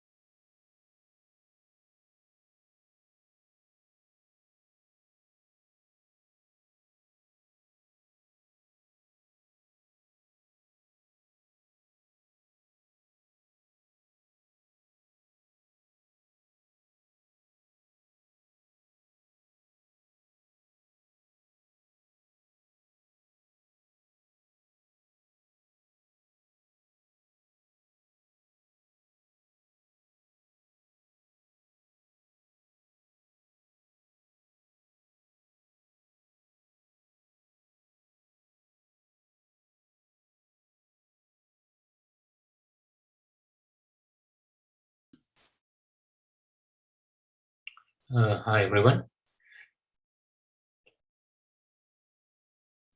Hi, Imran, how are you? I'm well, thanks. Hi, Imran. How's it, Rina? Good, thanks. How are you? All right. Just checking how we're going to do the order. So in the program, we've got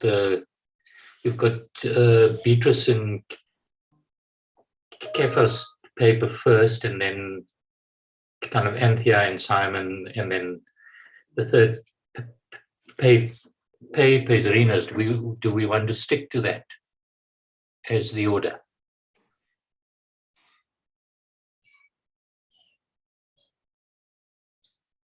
I mean, that works for me. What do some of the others think? All right. Is Beatrice or Kefa here? I'm not seeing them, but Yes. Yes, I'm here. Okay, great. Yes. All right, so let's stick with it as it is on the program. So, Kefa, I'm assuming you kind of presenting the paper. Is that right?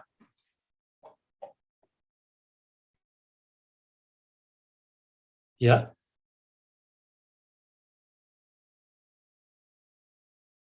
And then we'll move thereafter to kind of Anthea and Simon.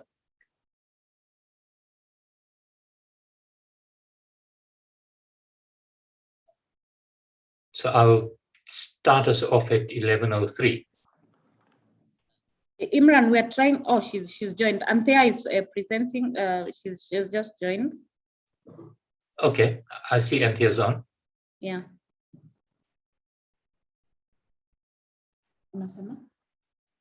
Right. So should we start at 11:03?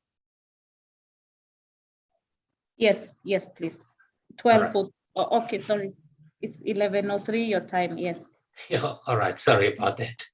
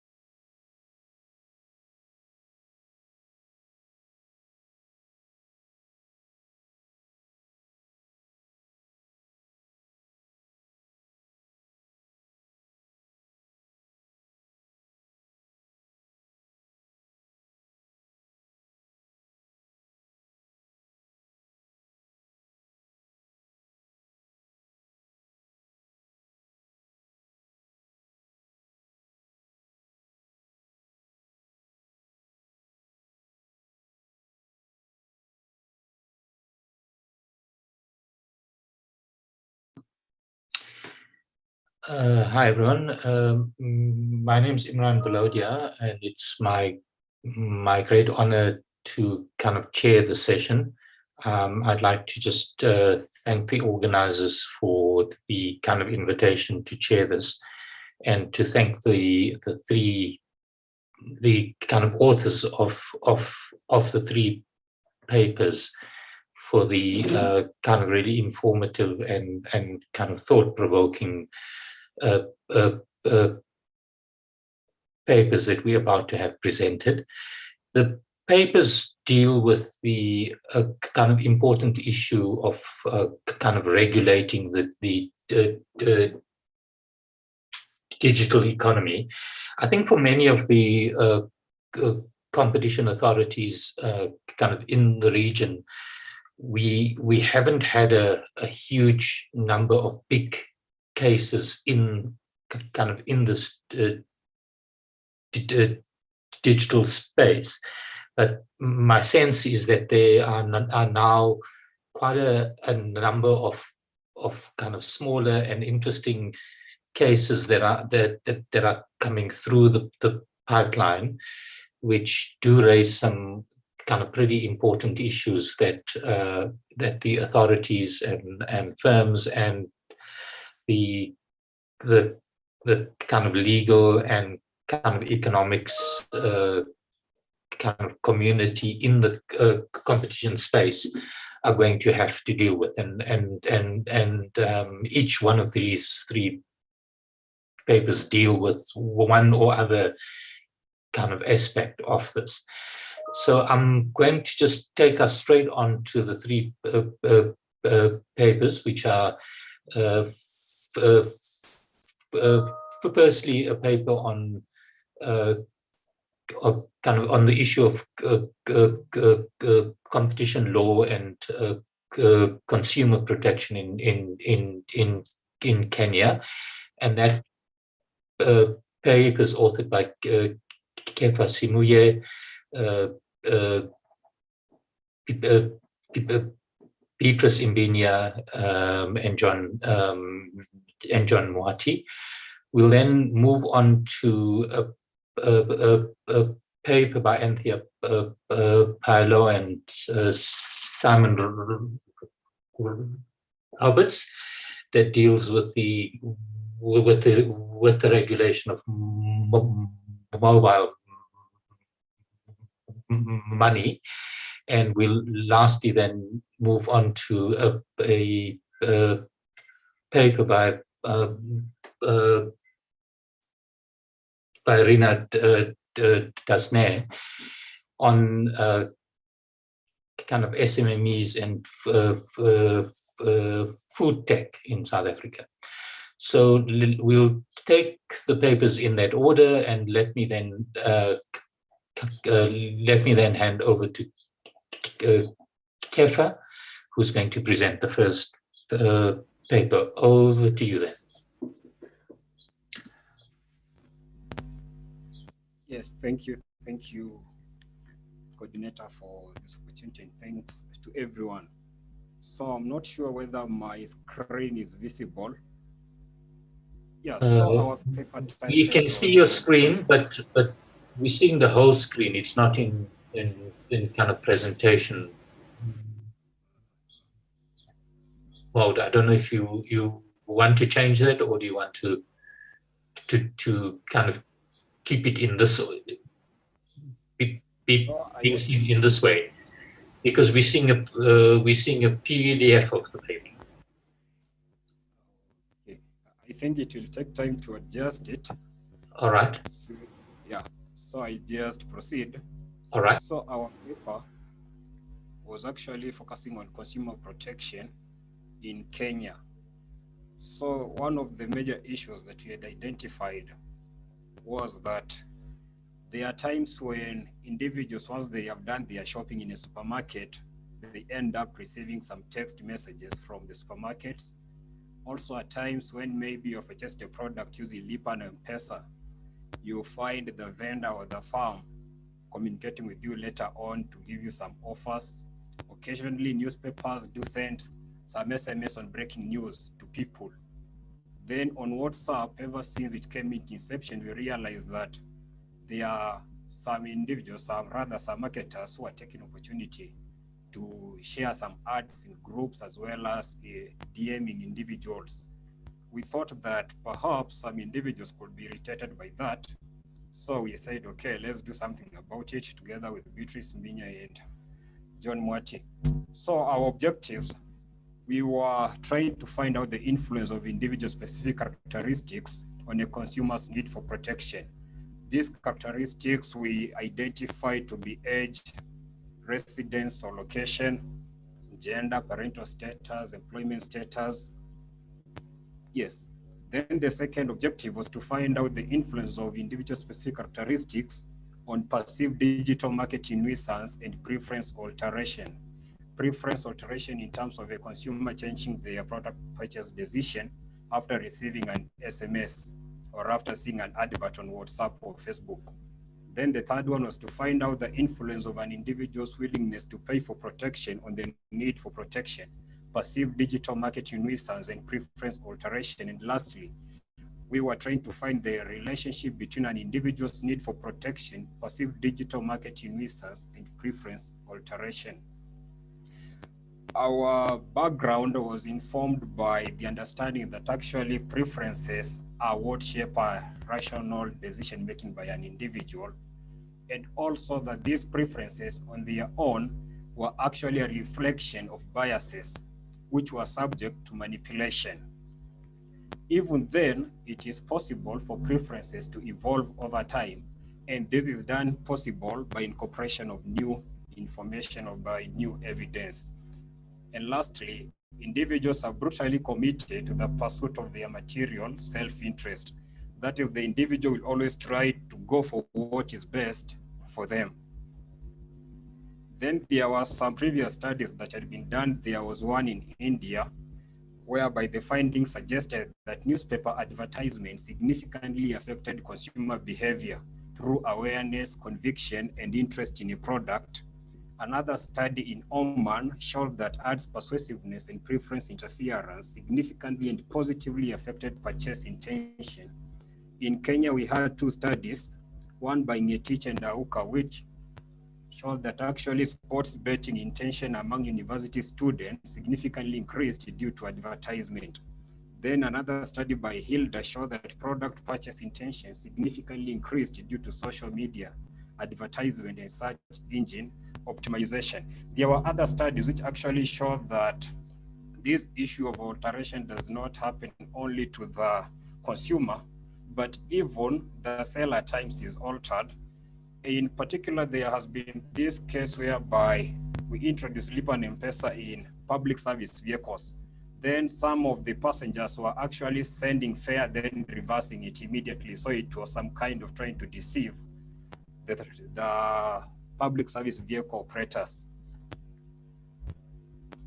Yes, so we move quickly to our methodology, whereby our design was more of both quantitative and qualitative. Qualitative in the sense that we conducted some correlation analysis, and quantitative in the sense that actually we did some actual modeling following McFadden and Horowitz and others.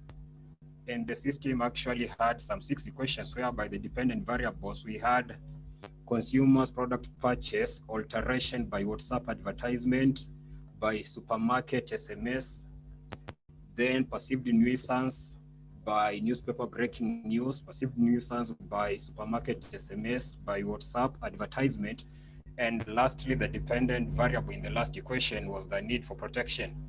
Then the explanatory variables, we had their willingness to pay for protection, whether the individual is employed or not, whether the individual is a non-student, whether they are a parent, male, urban, they own a mobile phone, and so on and so forth. We realized that during the data collection phase, actually everyone owned a mobile phone. So we dropped the issue of owning a mobile phone.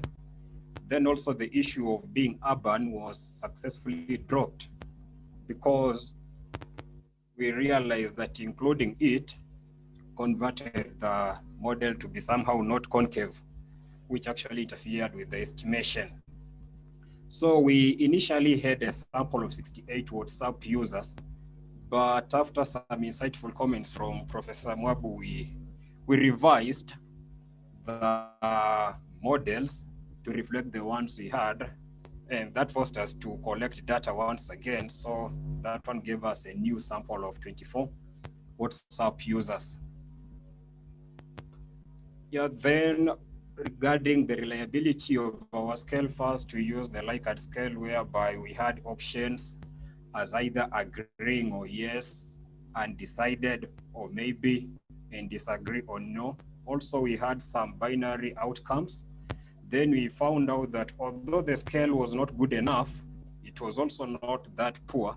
So we just tried to go on with it.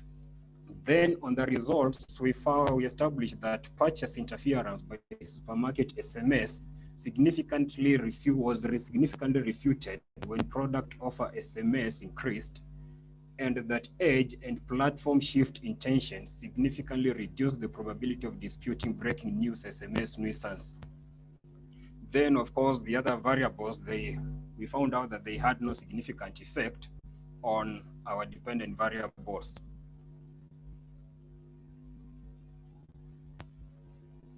Yeah, a parent. Furthermore, we found out that a parent actually derives significantly less utility than a non-parent from product purchase interference by WhatsApp and Facebook ads, and that product offer SMS increased the indirect utility derived from neutrality to purchase interference by supermarket SMS for every additional SMS received. And lastly, for the correlation analysis, whereby we are trying to establish the relationship between the need for protection, product purchase alteration by supermarket SMS, purchase alteration by WhatsApp advertisement, nuisance from WhatsApp advertisement, nuisance from supermarket SMS, and from newspaper breaking news. We found that the need for protection had a significantly moderate positive relationship with the nuisance WhatsApp ads, nuisance breaking news SMS, and purchase alteration from supermarket SMS. Also, the relationship was insignificantly positive for purchase alteration from WhatsApp ads and supermarket SMS that were thought of as irritating. So in summary, this is what we had actually established, that although individuals were generally unwilling or undecided on paying for protection, their intention to change from one digital platform to another served as a powerful pricing tool.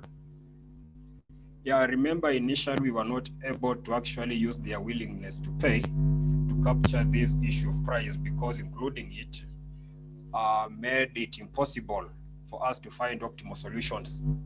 Then also this migration intention significantly affected the possibility of encountering newspaper nuisance SMS, which were in turn significantly linked to the need for protection. Lastly, WhatsApp and Facebook advertisements interference on purchase decisions significantly lowered the utility for parents and non-students. So based on this, we recommended that, one, compensate non-subscribers who received irritating newspaper SMS. Although some would have argued that these non-subscribers would pay newspapers so that newspapers do not send the SMS to their inboxes, but we thought it wise to compensate the non-subscribers. Then the second recommendation was to enable subscribers to unsubscribe from newspapers whenever they feel irritated by breaking news SMS. Yeah, so in brief, that was the work we have been doing and which we continue working on. Yeah, thank you. Great. Thank you so much for that, Kefa, and thank you for sticking to time. Let me then move straight on to the next paper by the next paper by Andrea and Simon. So I'm going to then pass it on. I'm going to then pass it on to Anthea and kind of ask her to proceed.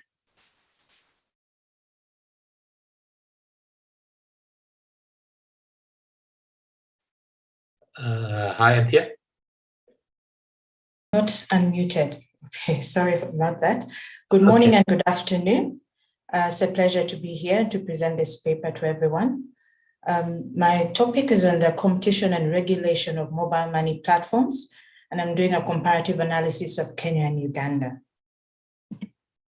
So this paper arises out of a dissertation that I'm working on from the University of Johannesburg, and it fits within the context of digital platforms and the current discourse and competition issues that are rising globally. And while we know the focus has been mostly in EU and US and big tech giants, Google, Facebook, and Apple, within East Africa, there's a digital revolution taking place, as you know, mobile money platforms. Virtually everyone has access to a mobile phone within East Africa, Kenya and Uganda, and they have access to mobile money. We already know that mobile money account users so far outnumber bank account holders in a number of countries, especially within East Africa. And within this context, we realized that the market in Kenya is a virtual monopoly. Safaricom and M-Pesa, which is the largest player in Kenya, has a market share of over 80%. Within Uganda, the market is largely a duopoly with two players, MTN and Airtel, having over 90% of the market share. And so in this article, what we do is we discuss the outcomes of the markets in terms of the prices, in terms of the evolution beyond simply mobile money transfer into mobile financial services, that is the ability to save and actually borrow off of the platform, and look at it in context of competition issues of exclusion and possible exploitative conduct. So the methodology used was a mixed methodology, collected money transfer rates for both Safaricom and M-Pesa, and then MTN and Airtel between the period when they opened, that's 2007 for Kenya and 2009 in Uganda, until December 2018. And then conducted interviews with 32 key stakeholders within the country. We also analyzed events within excuse me, that happened across the timeline of the introduction of mobile money. That is in terms of regulation, in terms of introduction of services into the market. And so I'm going to try and compress a lot of information within this short 15-minute period. There's a paper attached, and I welcome you to read the paper afterwards. And please feel free to share any questions with me should I not cover certain issues. And so the literature fits within digital platforms. We know that digital platforms and mobile money are sectors in which network effects are inherent. And this means that the providers are attracted to networks that already have a certain number of consumers. It becomes more useful to them and more attractive to them the more consumers are on the platform. You know that there are high barriers to entry. You cannot easily set up a mobile network tomorrow if you decide to enter the market. And it tends to high concentration for these reasons. There are a few players. We already talked about how there's really one major player in Kenya, and in Uganda where there are really two. In Uganda, there are about 5 players. Africell recently dropped out of the market, but really in terms of market share, there are only 2 players. And this sector also is given to fast move advantages and to data, the benefits of data. They're creating a lot of data from providing the service. And as they provide the data, they're better able to provide custom services, which again attracts more people to their service. And then it's also, there are a lot of consumer biases that continue to lead people to particular providers, leading to the creation of dominant players. And this market power can further be leveraged into complementary and adjacent services. If you think of MTN and maybe Safaricom, we first began by providing voice and SMS services, and then we began with mobile money, and then into M-Shwari and mobile financial services, more cash in Uganda. And you find that their high level of market share has been transferred across these different markets. We also know that there's these markets also have gatekeeper positions in terms of access to certain key facilitators to provide a service, if it's USSD, if it's data, and if it's agents. So some of the harm would include less innovation. You know, that's what competition theory tells us. A poorer quality of services due to reduced competition or reduced rivalry, and then less choice as third-party providers are basically foreclosed. They need access to certain key services, but if they're given that access at detrimental or detrimental terms and conditions, then they might be forced to leave the market. And then there might also be higher prices. And so this is just a quick snapshot really of what the markets look like in Kenya and Uganda, the basic providers. In terms of active accounts, in terms of mobile penetration, you see that the Kenyan market is a lot more developed than the Ugandan market. If you look particularly at the number of deposit accounts, because one of the bigger advantages of having mobile money has been how it has increased financial inclusion, and financial inclusion not just in terms of transfer, but in terms of bank accounts. We see that the difference in in bank accounts is quite substantial. You see, in Kenya, there's about 57 million deposit accounts. In Uganda, it's about 8.4. In terms of loan credit accounts, the difference is also quite substantial. And so there's certain categories, there's certain bottlenecks. I seem to have lost Anthea. Oh. I'm still here. I'm able to hear Anthea. Okay. I'm hoping it's just you, Prof. Imran, that it can be sorted out.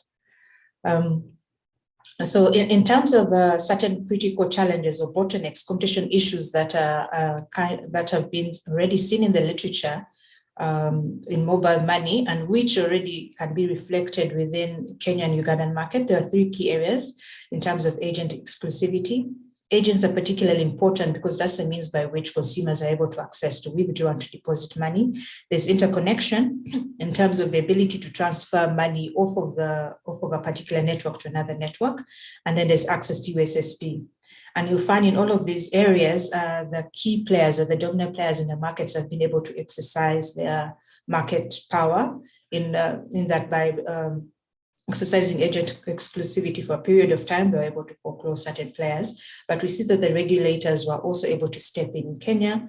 The CAK banned exclusivity, and shortly afterwards, the NPS regulations did the same. In Uganda, the mobile money guidelines of 2013 also banned agent exclusivity, but there were certain instances in which it persisted. And we see that in the case that was brought before the High Court of where MTN was accused and had been found guilty of excluding one of the mobile money providers, Easy Money, from use of their agents amongst other. Well, there were a number of things that they refused to provide Easy Money access to, including their network, including the MTN lines. In terms of interconnection, we see that in both Kenya and Uganda, off-net rates were substantial, at least twice as high, possibly more so in Uganda. And however, we see that in Kenya in 2018, this was reduced, and this was due to an intervention from the Central Bank of Kenya.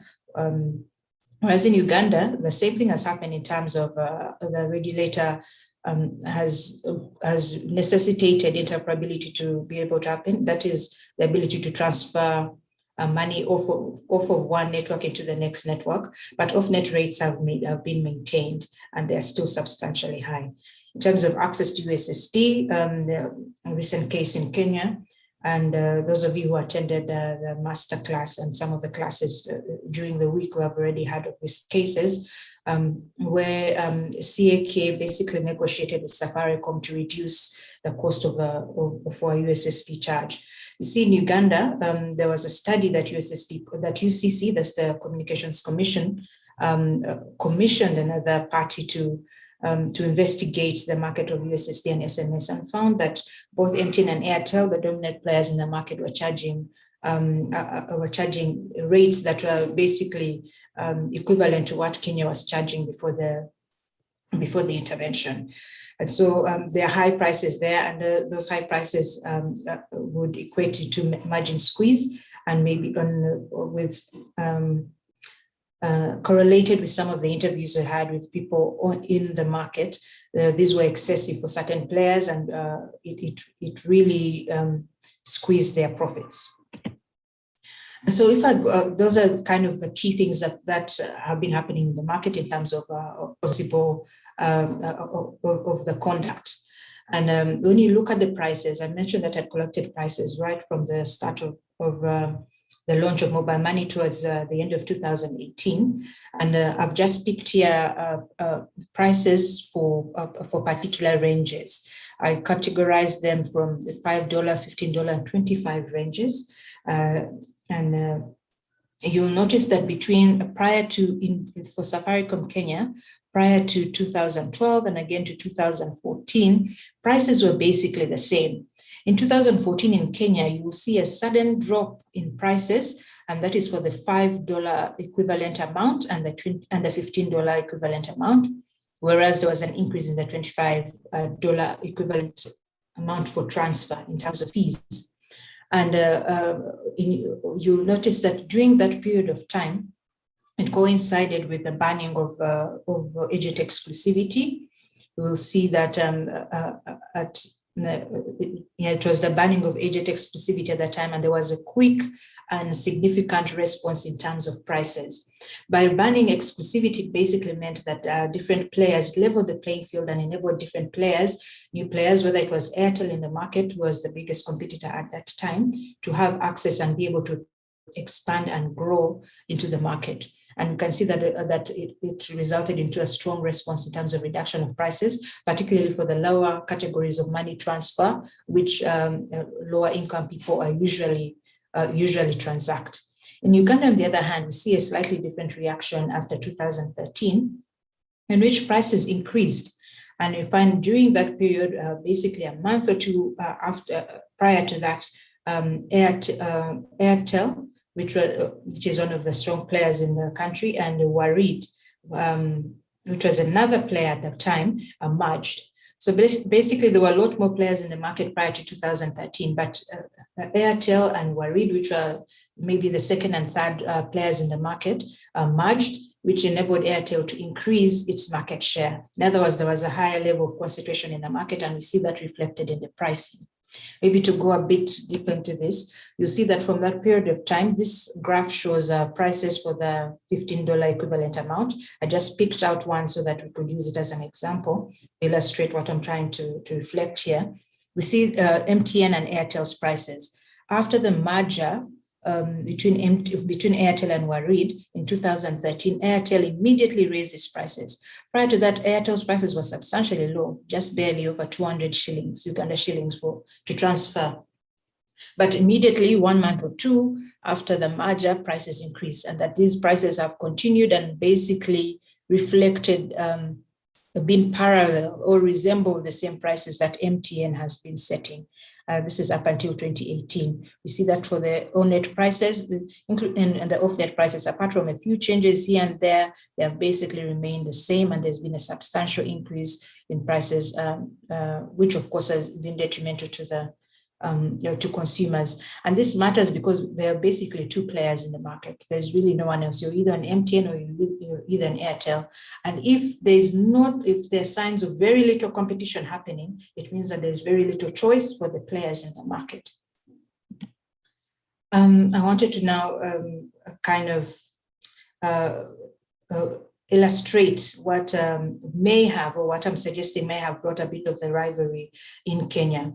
In 2014, the prices dropped, and ordinarily would have expected that Airtel, which was the second biggest rival at that time, would have picked up quite a bit or made use of the agents. But actually, another competitor came in from the sidelines, kind of, which was Equity.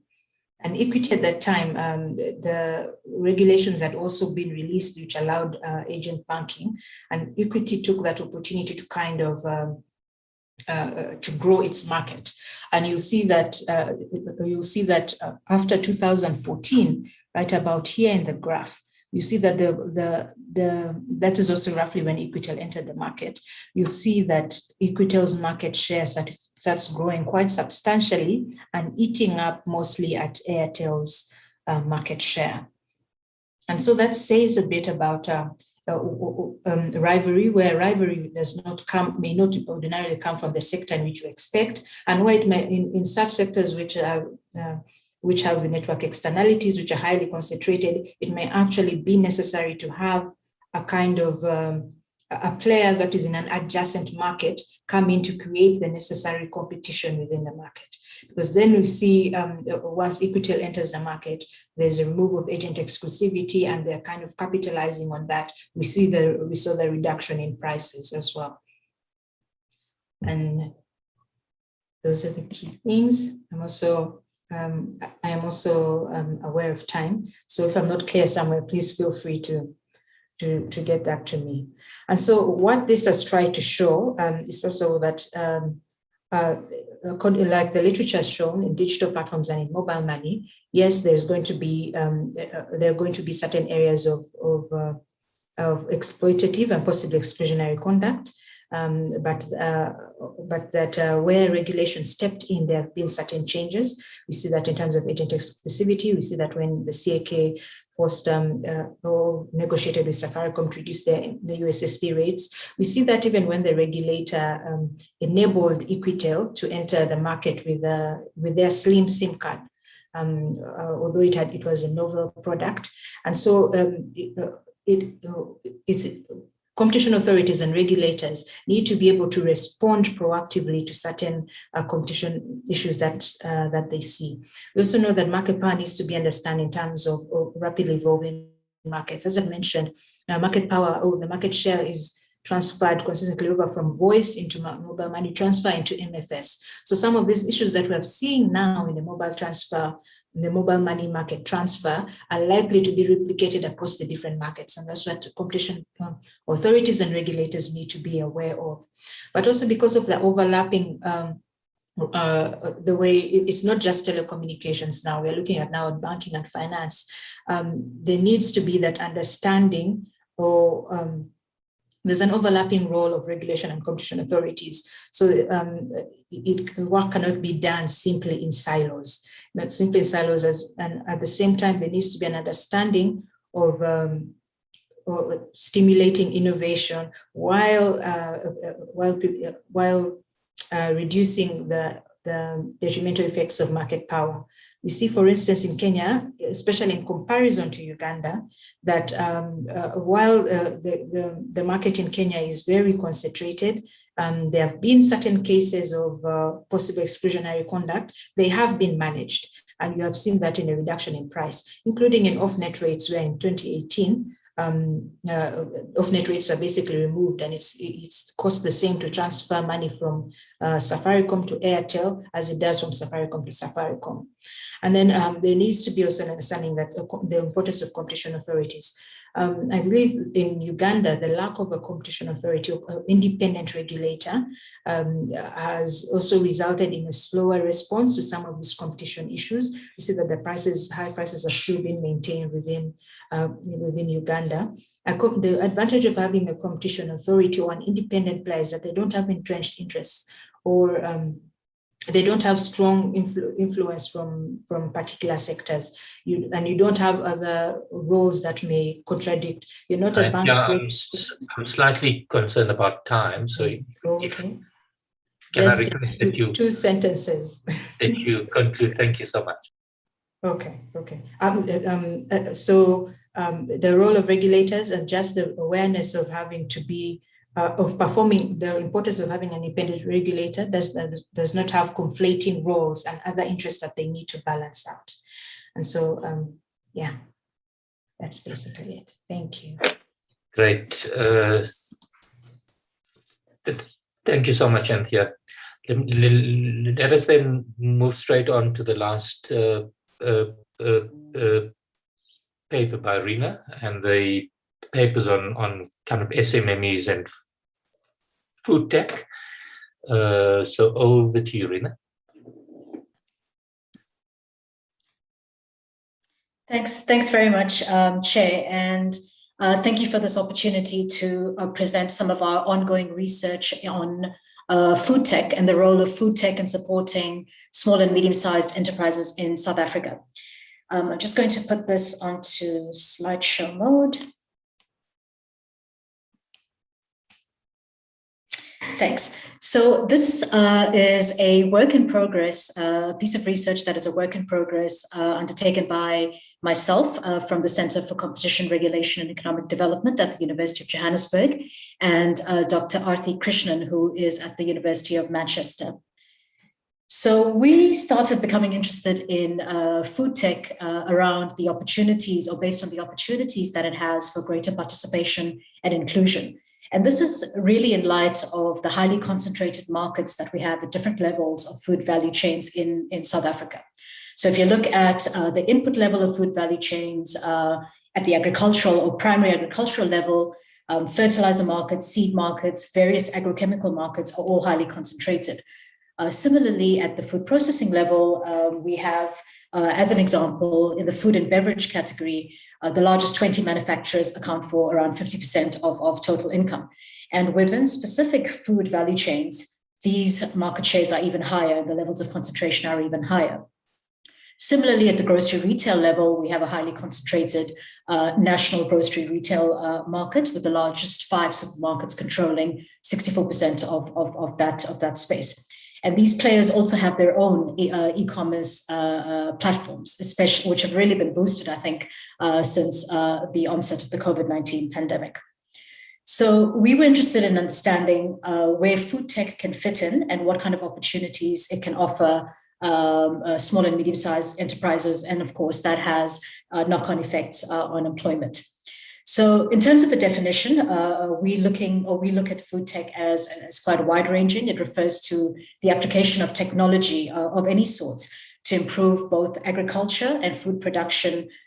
So both at the primary level and at the processing or secondary level, but also at the supply chain and the distribution level. So improving the modes of production, the efficiency within production systems. So you'll see I have a list there around where food tech could provide most value, packaging, for example, nutrition, food software, catering, etc.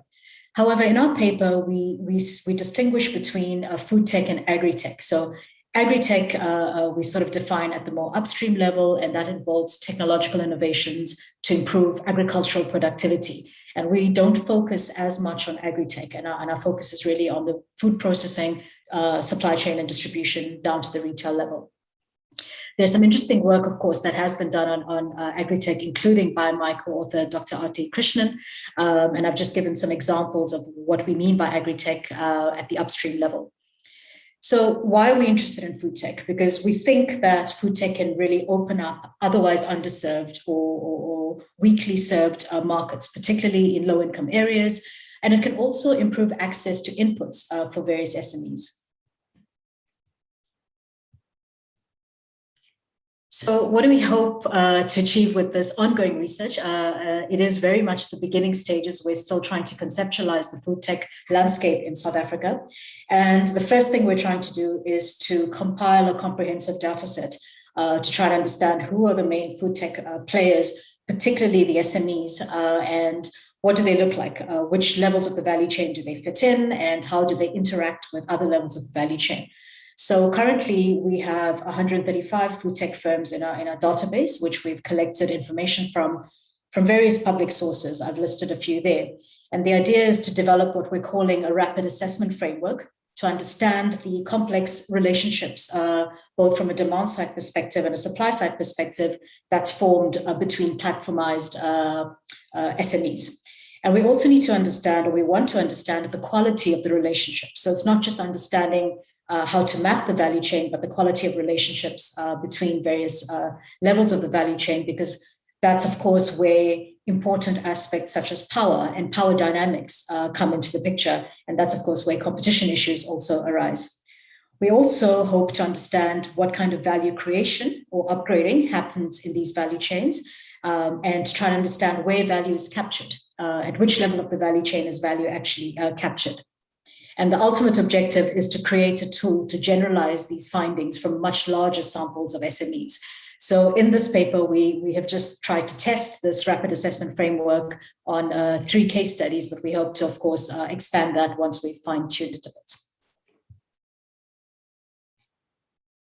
So this is just a snapshot. I'm not going to go through this, but these are the categories of food tech SMEs that are in our sample currently. And you'll see the first 2 categories of e-grocery or e-commerce in the grocery space and restaurant marketplace account for most of the firms. There are still also some players in the cloud retail infrastructure space. But we're focusing today on the first 2. And we've tried to categorize them based on employee ranges and the kind of food coverage that they offer. So our RAF or sort of the framework that we've employed involves the typical mapping out of input and output structures, so trying to understand from a supply side and a demand side perspective who they interact with, and what those relationships mean for their ability to upgrade and also the ability to expand if they're looking to do so. So that's stage one of the framework. Stage two, we try to understand the quality a little bit better. And this is where, as I mentioned earlier, we try to understand the power structures. Is there a very uneven bargaining situation between suppliers and buyers, or between buyers and the end market in these sort of platformized markets? There's also a very important element of trust that is involved when we're trying to understand this level or the stage of the framework. Lastly, we're trying to measure value creation, upgrading. Have the firms in our data set upgraded? How has value been distributed in the value chain? So I'm just going to talk very briefly about the three case studies that we've undertaken where we try to apply this framework. There's a lot more detail in the paper. It's not possible to go through each of the variables that we looked at, but I think there's some interesting insights that come out from these three case studies that will help us refine the model going forwards. So the first one is a virtual kitchen and food delivery, sorry about that, let me just go back, a virtual kitchen and food delivery firm. And this is a virtual kitchen that uses a container. So it's a mobile virtual kitchen that offers various home-style cooking for catering, for events, for offices, etc. It also aggregates orders from customers, and it gets orders through some of your bigger platforms, such as your Uber Eats and your Uber Connect. So in a way, it is a combination of a business-to-consumer platform, but also a business-to-business platform. In terms of the relationship with the main input suppliers, we didn't really see too many competition issues here, largely because this platform uses an intermediary or a middleman who negotiates with the big suppliers on behalf of the virtual kitchen. So there is a degree of dependency on the intermediary, but intermediaries themselves, they can be quite plentiful. So there's not a concentration issue at that level. Where we did see competition issues arising was with the last mile delivery or distribution level of the value chain. And this is around the interaction between this type of virtual kitchen model and your Uber Eats and your Uber Connects or these kinds of platform providers, where they charge up to 30% per order to the SME for using their services. This, of course, has an impact on the profits of the SME. Also, they have very little negotiating power, as can be expected with these platform providers, very weak bargaining power, so they can't get lower, they can't negotiate lower commissions and fees for their distribution. There was some value creation and upgrading that was present in this kind of a model, but it really was quite limited from a social perspective in terms of employees, in terms of women participation in such businesses. And there was also some environmental downgrading. So these are areas that we'd like to refine a little bit more in our model going forwards in order to better capture what this kind of upgrading or downgrading looks like. There are, of course, the usual barriers to entry faced by most small players and not just unique to food tech, but in food tech, the SMEs spoke about a lack of payment systems or access to payment systems, affordable payment systems for them to effectively kind of run their business from beginning to end and not be reliant on third-party providers. There are also concerns about logistics and distribution, so kind of bricks and mortar issues around lack of warehousing, etc. The second case study we looked at was really quite interesting, and it's a local. It's termed as an independent local store connector platform, and this was developed during the COVID-19 lockdown period. And the aim of it was to try and connect consumers or customers to spaza shops in the township areas in South Africa. And the principle is that essentially the spaza shops register on this platform and customers submit grocery lists through their phones, and then they collect the groceries after they receive confirmation that the order is ready. And this kind of model really has the ability to expand and replicate into different townships in the country. And this really was a kind of pilot project where they were testing this out for the first time. There was some funding from there was an investment banking that funded some of it. And there was also another funder that supported marketing and education support for the platform. Here, the challenges were really not so much on the competition side, but a lack of trust in digital technology in township areas. There's very little limited awareness and a general reluctance for your township spaza shops or informal township shops to formalize. But this is a really innovative model in which food tech can be used to reach underserved areas in many parts of South Africa. The last case study we looked at, and also a very interesting one, was an example of a sort of payment system or a platform that could, in fact, if developed, could support the previous two case studies I talked about in offering a full solution. And this was the case of an offering, which was a closed loop banking system and synthetic central bank digital currency, which is used for payments. And in effect, competing with Visa and MasterCard if it got off the ground. And this would, of course, benefit food tech SMEs. It would give them greater control over the value chain and reduce transaction costs. Again, it's very similar challenges. Building trust was a big problem. And there were also some very big regulatory challenges. And this is around requiring a banking license to get this platform going. And in South Africa, it is very difficult to get a banking license with a very kind of hefty capital requirement of around 250 million rand. Imran, sorry, I see your hand is up. No, it's fine. Please. I will be wrapping up. I'd not meant to. Okay, right. Put it up. Sorry about that. No problem. So the challenge that this particular SME faced, and I think this is a common challenge for SMEs trying to come into the payment space is, as I mentioned, the regulatory challenge. This particular SME overcame that by applying for a mutual bank license, which has lower capital requirements than a commercial bank license. So that's how this SME has tried to overcome that.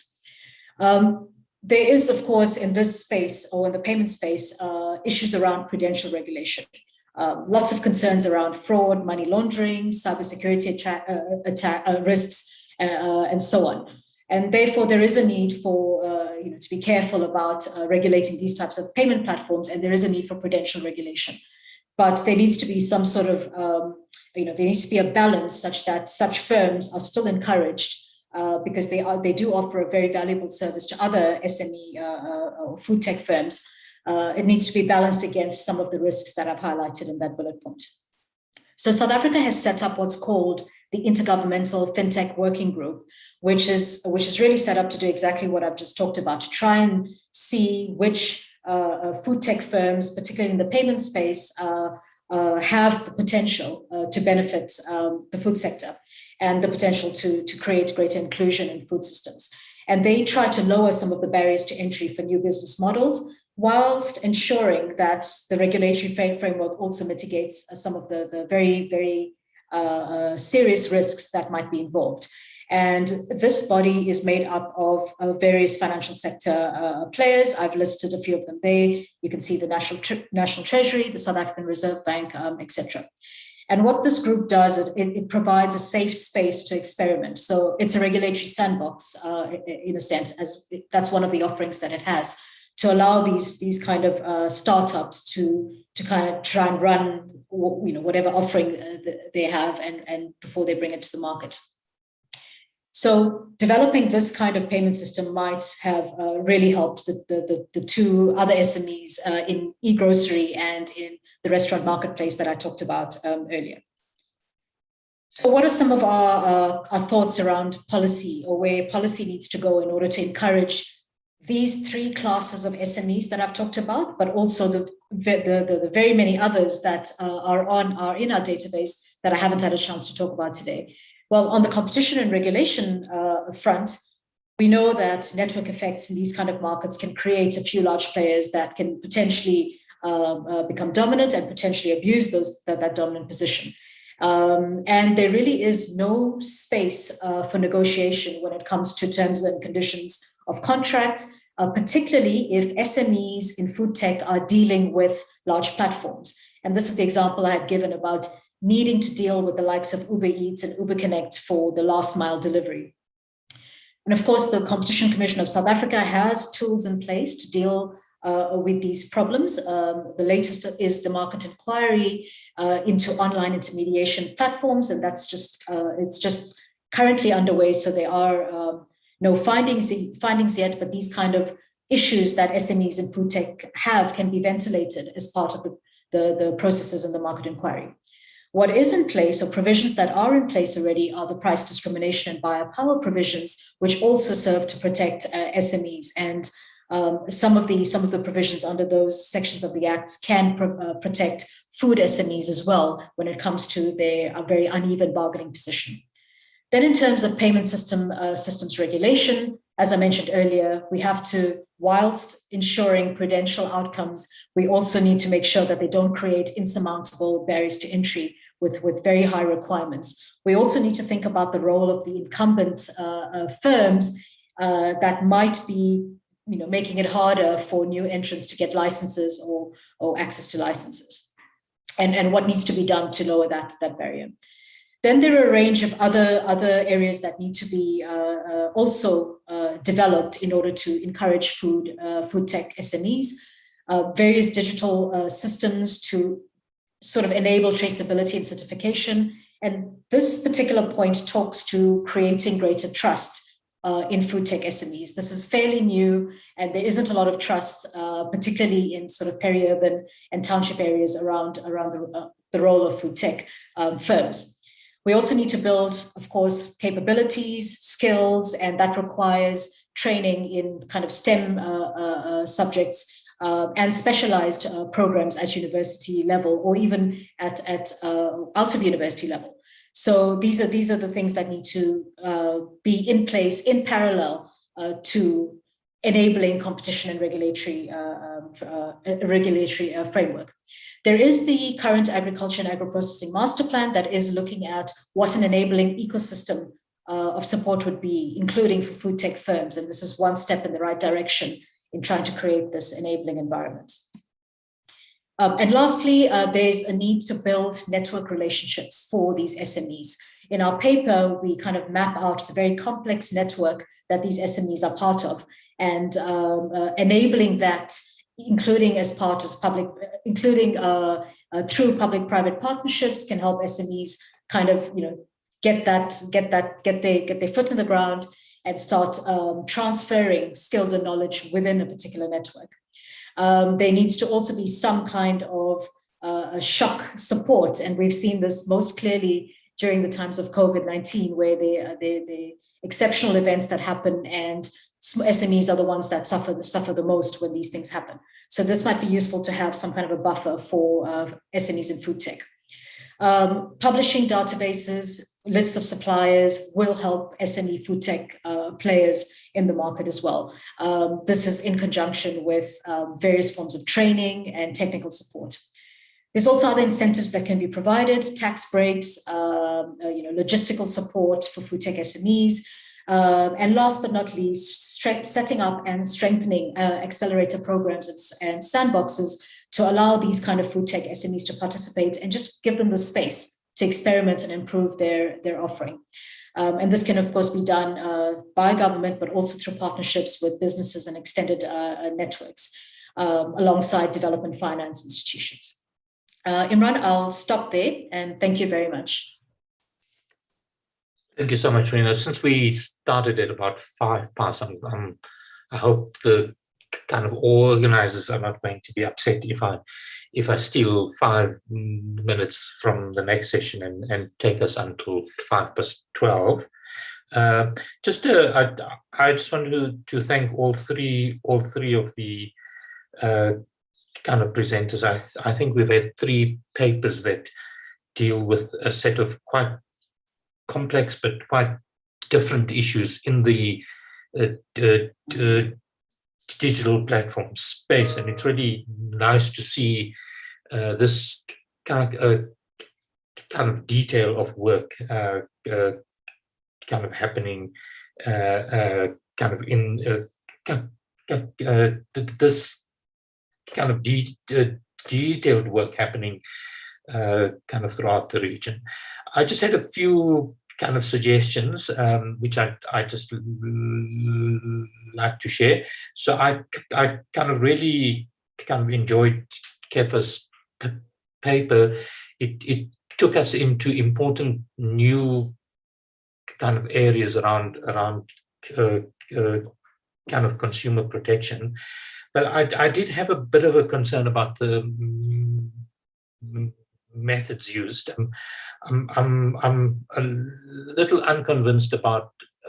I think you've used just 24 respondents, and I think the type of modeling that you're doing for that number of respondents seems to me to raise a few kind of questions on the methodology methodology side. I was also a little concerned about your kind of use of an RUM kind of utility maximizing model for this kind of thing. I mean, I'm not sure that consumers are kind of actually behaving in a way which we would kind of classify as completely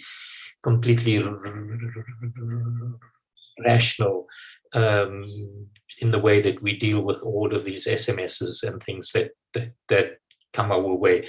I just talking for myself, they kind of generate so much of anger in me that I'm not sure that my responses to them are at all a kind of utility maximizing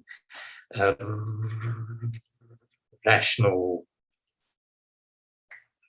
kind of response. I'm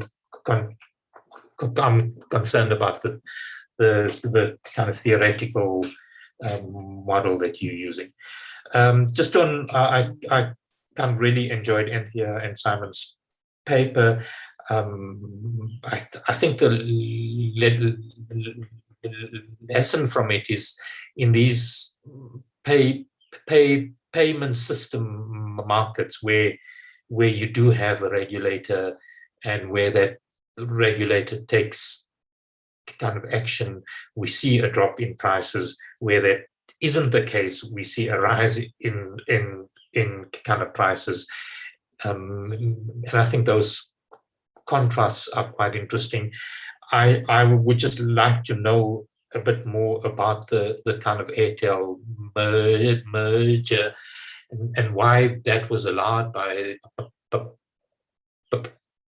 authorities if we're seeing these kinds of price increases. I really like kind of Rina taking her work in kind of food value chains into this new area around food tech, and I think some kind of really kind of interesting case studies there. Just two thoughts. It would be sort of good to get some sense of the responses of formal sector firms to some of these innovations among smaller firms. So is there any response, for example, from kind of checkers to the potential entrant, or from kind of spas, the shops doing kind of e-grocery deliveries, and kind of secondly, I'd be interested in kind of any thoughts you have on the links between the formal and kind of informal operators in these food tech sectors. But I think your key message that the problems are in the last mile is really spot on. So let me close there and see if there's kind of anyone who wants to raise the question. I'm going to allow just one question. There have been a few points in the chat, so I can then give the kind of author some time to respond. I'm not seeing any hands up, so let me go straight then to the authors. A minute each, please.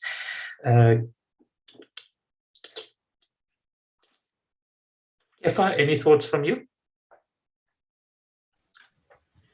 Yeah, so basically in terms of the theoretical framework, we were more of dealing with the demand function.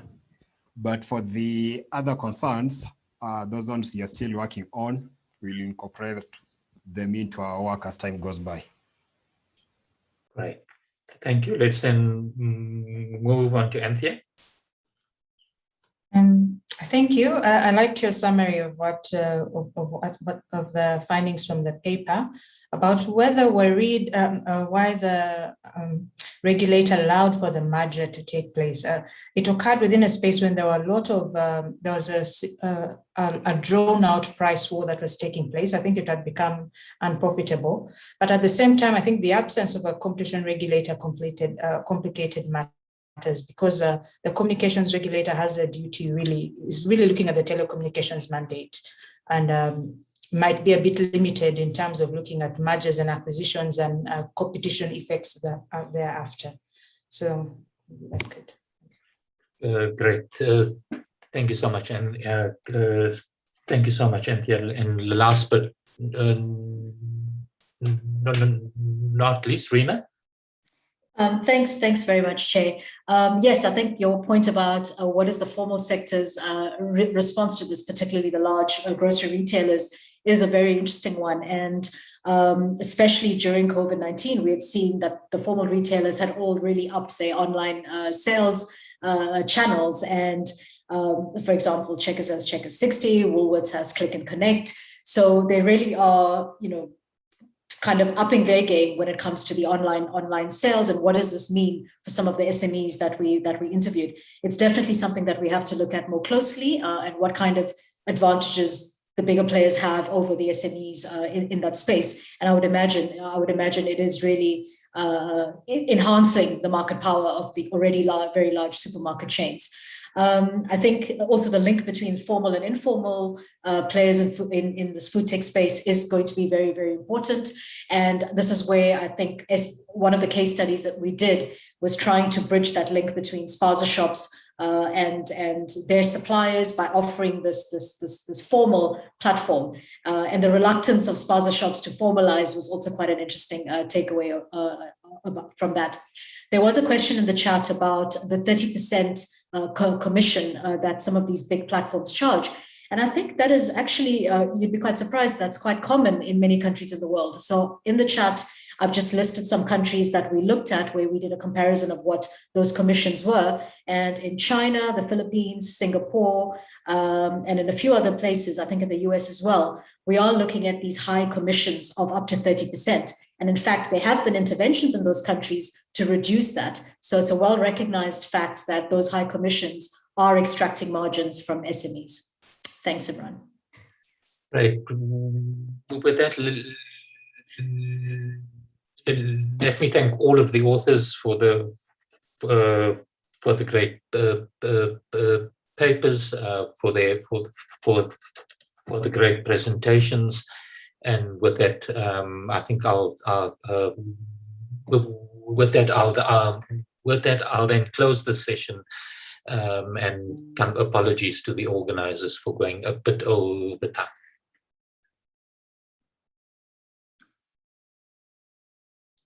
Thank you very much, Professor Imran, and thank you very much to the presenters. We'd like to quickly go on to the third session. That will be moderated by Mr. Tula Kaira, and we shall have 3 papers presented in that session as well. Then we can pick the learning steering. Mr. Tula.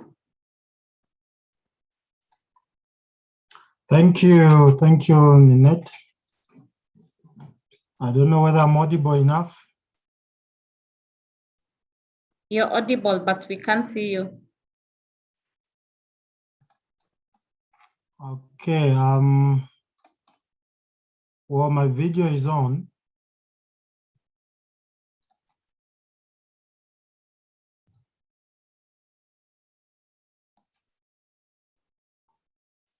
I think we can proceed. We still can't see your face, but let's proceed.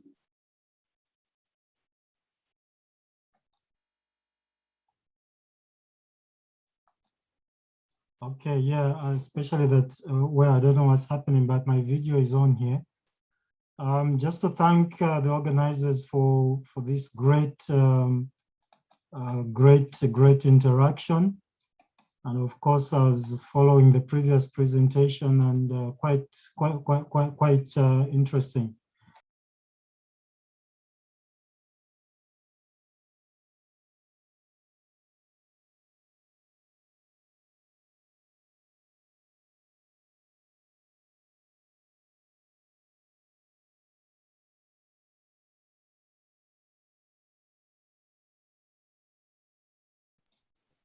Ninette, are you there?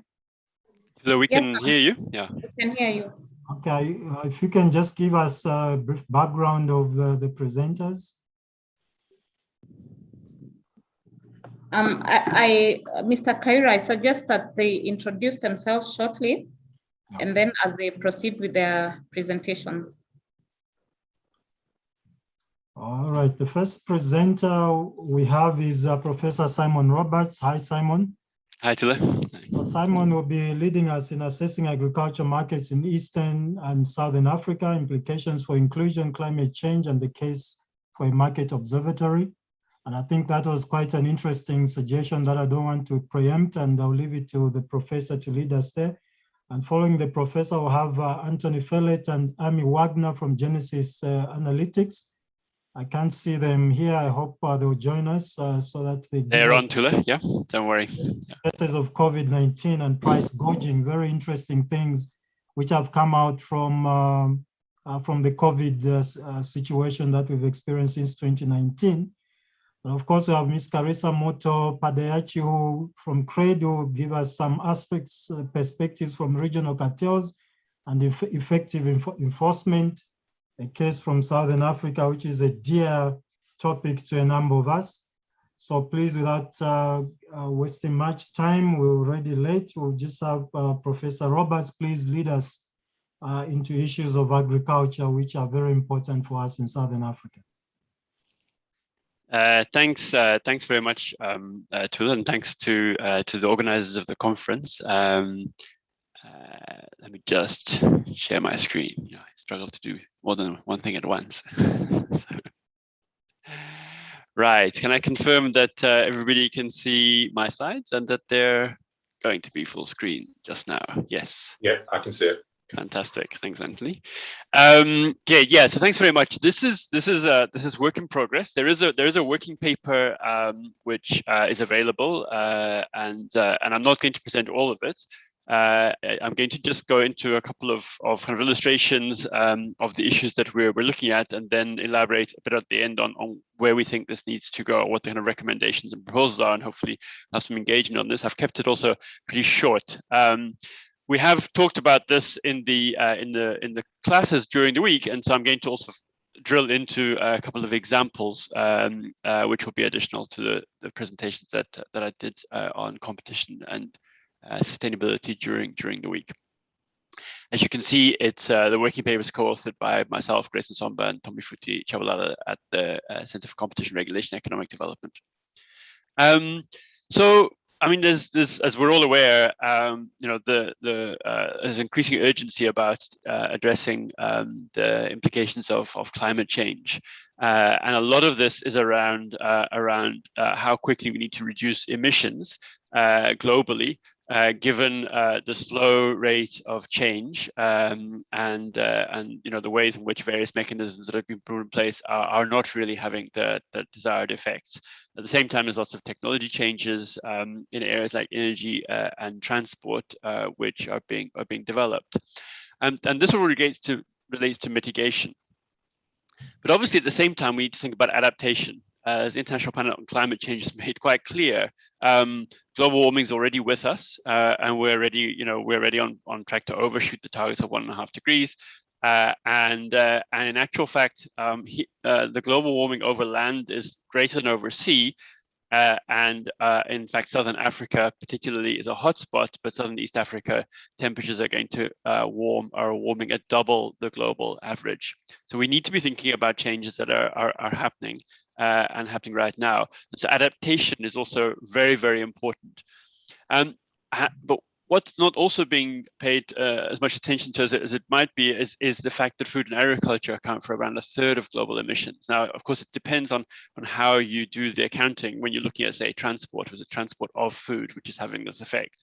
But actually, one of the big things that's led to the increase in the estimation in the latest studies about emissions is the impact on land use, and particularly on deforestation and land use, as well as the application of intensive fertilizers and pesticides. And that's also increased the estimates of global emissions. And this is almost entirely to do with what's happening in meat and dairy and the value chain impacts, so the animal feed.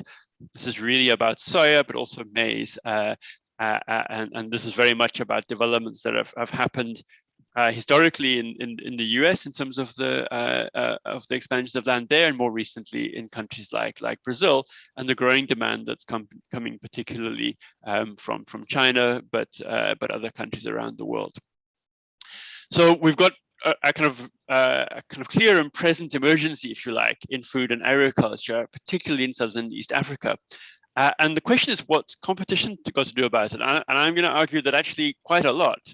And if we think about the kind of steps that have been taken by competition authorities to respond to COVID, I think there's a lot that competition authorities can do to address these challenges in Southern East Africa we're focusing on particularly, but also more broadly.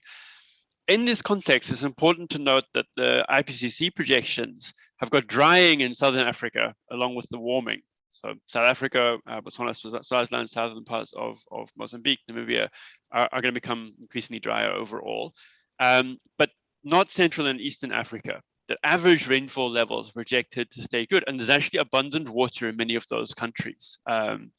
There is going to be more extreme events. So that doesn't mean there's not going to be droughts. There are going to be droughts and floods, but on average, the prediction is that there's going to be in Central and Eastern Africa good rainfall. And in actual fact, that's one of the areas where there's the greatest potential globally to increase production. And at the same time, as this is happening, of course, African countries are not responsible for historic emissions. The historic emissions are largely due to a very small number of countries and a very small number of industries. And as African countries are growing and cities are growing, it is going to lead to increased demand for proteins, meat, poultry, etc. So, it's the meat consumption in Africa is the 7th of what it is in Europe. So at the same time as Europe, North America should be reducing their meat consumption. In actual fact, meat consumption should continue to grow in African countries. So we're looking at a major adjustment in these markets, and the question is, how are these markets operating today, and how should these markets be operating in the future, and what role does competition play in this? There's been relatively good rains in much of Southern and East Africa, although there's a drought in Kenya at the moment now. But if you look back over the last growing seasons, there's been relatively good rainfall, very good rainfall in countries like Zambia, etc. But in Brazil and South America and in North America, the climate change impacts have really come home this year. Brazil has had the worst drought in 100 years, and this has led to soya prices increasing by 50% globally. Because Chinese demand has continued to grow, and Brazilian production has been constrained by this worst drought in almost a century. And there's been huge impacts also of climate-related events across North America, particularly Canada and the USA, which has impacted on grains production there. So there's a real kind of wake-up call, if you like, happening there. And so we're looking at Southern East Africa, and we're particularly picking out these countries where there's great potential to increase demand in actual fact. And we're looking at what needs to happen there. We need to think about how is the demand going to play out, and how are these markets working across borders. If we were looking at these market issues, which is essentially about the grain producing areas and the major cities, if you're looking within Brazil, those are all within one country. The cities on the coast and inland, Sao Paulo, Rio de Janeiro, etc., and the big grain producing areas in Mato Grosso are all inside one country. Looking in North America, we're looking largely within one country, and cities on the coast and grain producing areas inland with railways and roads. If we're looking at those areas in Southern East Africa, it's across many borders, or at least one or two typically, because we're talking about cities such as Nairobi and Dar es Salaam, Lusaka obviously as well, Maputo, Johannesburg. And we're looking at major grain producing areas in Zambia, countries like Zambia and Tanzania, and that transport is not very long distances, but it's across borders. And so we're looking at regional market and competition issues to do this. And we're looking at it from a situation where, as I said, demand is continuing to grow. And at the moment, actually, the region is a net food importer. It's not even realizing the potential that it has to be the food exporter that actually it should be based on the agricultural and water endowments that we have. Obviously doing it in a way which would minimize the climate impacts. So how are these markets working and why, what's going on? And there's been huge numbers of initiatives to reduce border costs, to improve transport, to integrate regions, to have digital tech, and et cetera, et cetera. You'd think by now markets would be working more effectively. And so we went back to look at this, and we've worked on these issues with people in the competition authorities and research institutes over essentially the last 20 years, I think. Went back to look at this again, and it seems as if there's been no improvement in how markets are working and how integrated the markets are across the region, which is deeply concerning in of itself, given that there's been all these initiatives. And there has been an expansion of large trading firms across the region. So it's not that there hasn't been this growth of intermediaries, international intermediaries. There's been a big growth, and there's been a growth also of medium-sized farms, and there has been growing production. So it's not that there hasn't been growing production, there has been growing production. But if you look at maize prices, the main staple, which globally is largely used for animal feed, or more than 50% is used for animal feed, but in East Africa is a main staple for human consumption as well. You can see the prices varying very dramatically across countries and very dramatically over time. So, what globally would be a major price change in the 2015-2016 drought that happened in Southern Africa, where the South African prices went up from just under $200 to around $250. That's a huge price increase. It's a very dramatic price increase in South Africa. You can see that price increase is dwarfed by the kind of changes that happened in countries like Tanzania, Mozambique, Malawi.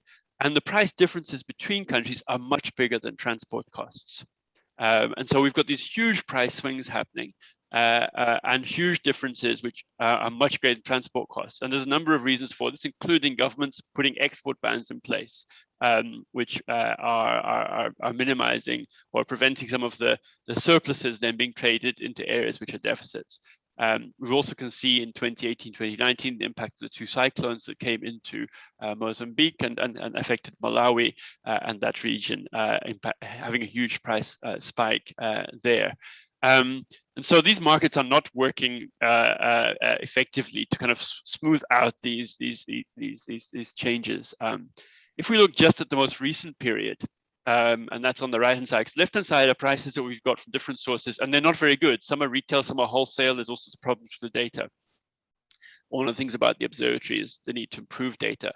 If we look at the prices that we're collecting on a wholesale basis, try and get a proper wholesale per ton price, we can see these price changes evolving even over the last 18, 19 months or so. And we can see how big the differences are between prices in Nairobi and prices even in Meru within Kenya. So there's big problems about markets within countries. If you look at the differences right now between Dar es Salaam and the southwest of Tanzania, in the Songea Iringa area, you can see a huge increase opened up. So this means that there's big margins being made by traders and truckers and intermediaries. There's just big gaps that are unexplained within countries. But there are also huge differences across countries. So huge differences between Uganda, which is a net exporting area, and Kenya, particularly Nairobi. Now, part of that is because there was concerns about imports of grain from Uganda and Tanzania having aflatoxin. And so there were restrictions placed on this by Kenya. That doesn't explain the gaps between the Meru prices and the Nairobi prices. And even when the restrictions were lifted, the gaps have made very, very substantial, even though you can see the Ugandan prices have come up a bit. So there's a whole lot of different things going on. At the same time, you've got massive, you've got big sources of big production happening, expansions in production in the southwest of Tanzania, in Zambia, and farmers are getting rewarded at very low prices. So if you're a farmer, a maize farmer in Zambia or southwest Tanzania, you're getting rewarded with very, very low prices. Your prices are suppressed because of how much it costs you to get it to market.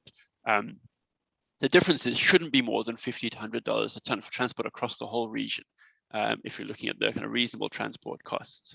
So that's in the maize market. If you look at, and there's lots of government intervention that's part of the story there. If you look at soybean, which is an intermediate product essentially used for animal feed, and driven by poultry and fish farming particularly, but also dairy, beef and pork. You can see the price buildup internationally happening. And this is where essentially you have a value chain where it's about increasing protein production, poultry production to feed the growing demand in the cities cost effectively, instead of being net importers, as the region is a huge net importer, pretty much across the board in terms of poultry particularly. You can see there's great potential for growing soya, and here the data is very poor, so we've just got it for the last 4 to 5 months, and this is what we're trying to build up. But you can see again very high prices in Dar es Salaam and Nairobi. So if you're a fish farmer or a poultry producer on the borders of those cities, which is where you'd be located with your day-old chicks, you've got very, very high input costs, much higher input costs than your competitor, which would be in Brazil, who's exporting poultry into the region. So again, you can see these really big issues here. So there's been growth in soya demand, but you've got these massive margins that are on the table, and we've calculated some of the differences using estimates of what should be efficient transport costs. That transport, so these are just city pairs, if you like, region pairs. So a producing area, Songea, Mzuzu in Malawi, taking Lusaka as a benchmark place in Uganda, in Zambia, but where grain is aggregated together, and looking at the transport costs to a consuming area, Dar es Salaam or Nairobi. We can also do it for Johannesburg. And you can see if we put in the estimates of what an efficient transport cost is, and this is from interviews, detailed interviews, large traders, large producers are getting these transport costs. These are not made up transport costs. These are what people have told us who have got the trucks who are running it. But the smaller producers are looking at these prices and seeing these massive margins. This is kind of very old competition policy. This is looking at problems in intermediaries, in storage, transport, trading, trucking, the kind of things that need to be dealt with. But our point is this is at the heart of actually needing to respond in these value chains to the issues with climate change. So kind of, diagrammatically, you can see we've got very high levels of concentration, and we know that in the intermediary space, very dispersed farmers, very dispersed consumers, and we have rivals which are smaller businesses, which are smaller processors, poultry producers, or the agribusinesses that are essentially about missing links, very weak bargaining power, very little kind of inclusion, if you like, at that level. But a big part of it is actually getting the data, because in actual fact, just piecing together the picture and being able to look at it is challenging. And so we're saying there's a real need for competition authorities to step up, building on lots of work that's been done. Lots of countries have looked at animal feed issues, have looked at poultry questions. The Zambian CCPC has also just prosecuted a cartel in fish fingerlings. So there's a knowledge base there on this, but it needs to be regional, because fundamentally this is a regional issue. The big areas with growing potential and the big areas of demand growth are not in the same countries. They would be if they, if it was Brazil or the USA or even the European Union, same jurisdiction. And so we need this market observatory to piece the information together, and we need to be working together, which we are doing with the Competition Commission, which is supporting this work, and national authorities, which have also been supporting this.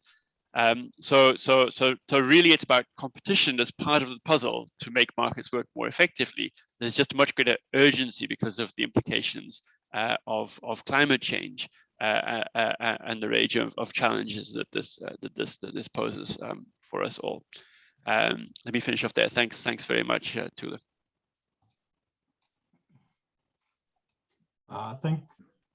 Thank you very much, Simon. I think that was very interesting. I think the Market Observatory, I think we'll have some interesting questions after the other presenters have made their presentations. Anthony Fellet, I can see you. You are ready. Please give us your thoughts about COVID-19 and price gouging. Very interesting developments coming from South Africa. Also, we've seen some aspects coming from Zambia and Kenya as well on the same subject. So where do we go from here, Anthony? Yeah, no, thank you, Tula, for that kind introduction. And yeah, so as the title of our paper suggests, this presentation will be focusing on price gouging and excessive pricing. It was following a paper produced by myself and my colleague, Amy Wagner from Genesis Analytics. I think it's worth mentioning up front the subtle differences between price gouging and excessive pricing. Typically, excessive pricing involves a conduct by dominant firms that involves pricing above competitive levels over an extended period. Whereas price gouging is a subset of that type of conduct that usually involves firms responding to a demand surge, usually involving or as a result of a natural disaster or some other form of crisis, as we observed recently in KZN in South Africa and in Gauteng following the civil unrest. So, following those events and also following the judgments in South Africa regarding the sale of the pricing of face masks at the initial stages of the COVID pandemic, we felt it was interesting to raise some of the questions that would naturally arise in terms of the interpretation of the judgments, which I will refer to in this presentation. In terms of the differences between price gouging and excessive pricing, it's important to note that in South Africa, there are national disaster regulations which prevent the type of conduct that I was referring to in terms of price gouging. And I'll just refer to it. I'll show in actual wording in this slide. And these regulations were promulgated in the initial stages of COVID-19, I think it was March 2020, which prevent not only dominant firms, but all firms from applying price increases that went beyond the increases in underlying costs. Okay, so if a retailer of face masks had an increase in their wholesale cost of supply of 20%, if they implemented price increases beyond that 20%, then they were in contravention of those regulations.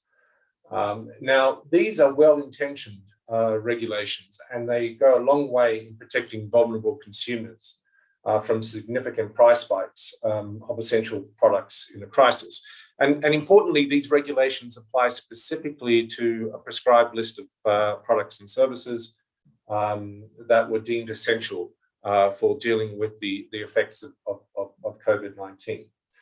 However, there are some economists that question these types of interventions, and they argue that that there are potential impacts on supply and demand of essential goods.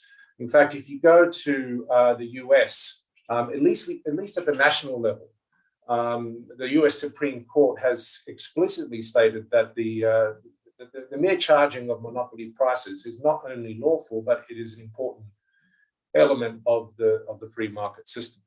Now, I'm not convinced by that argument in the sense that the rationale of that type of thinking rests on the assumption that in any times of crisis, a sudden increase in prices will encourage entry and will ensure that consumers are best served in terms of security of supply.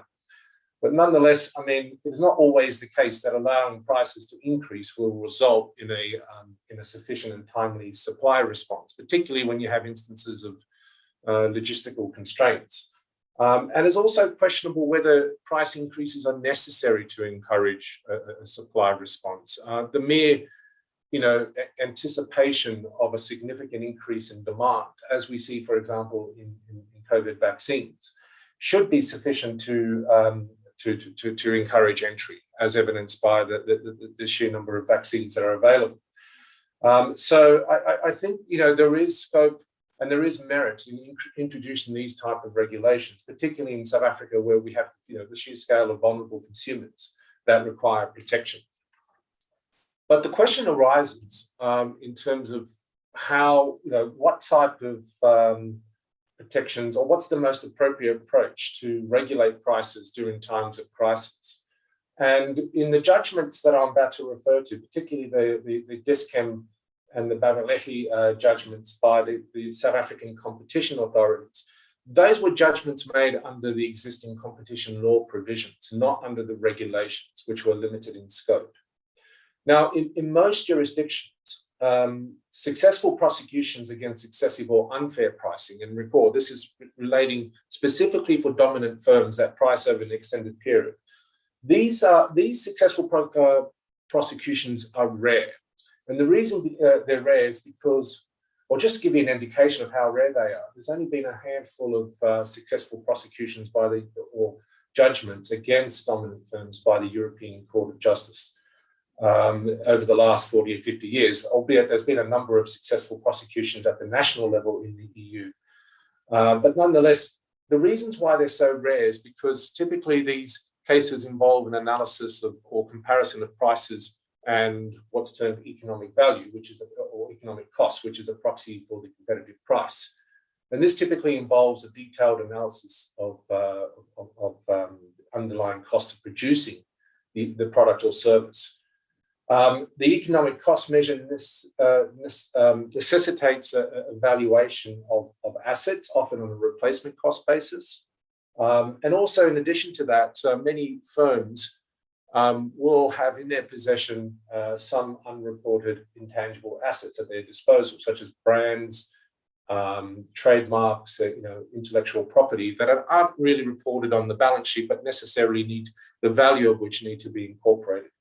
It's not a straightforward exercise to incorporate these values in an economic value calculation.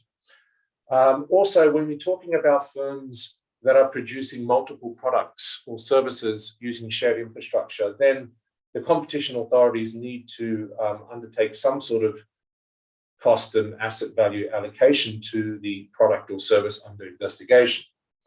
And lastly, the results can be sensitive to the period of analysis chosen. So, if you're looking at, for example, airline prices in the holiday period, you would typically find that airlines will price well above economic costs during those periods, but may under-recover in other parts of the year. So it's important in terms of interpreting the results, what has been the parameters in terms of the time period chosen.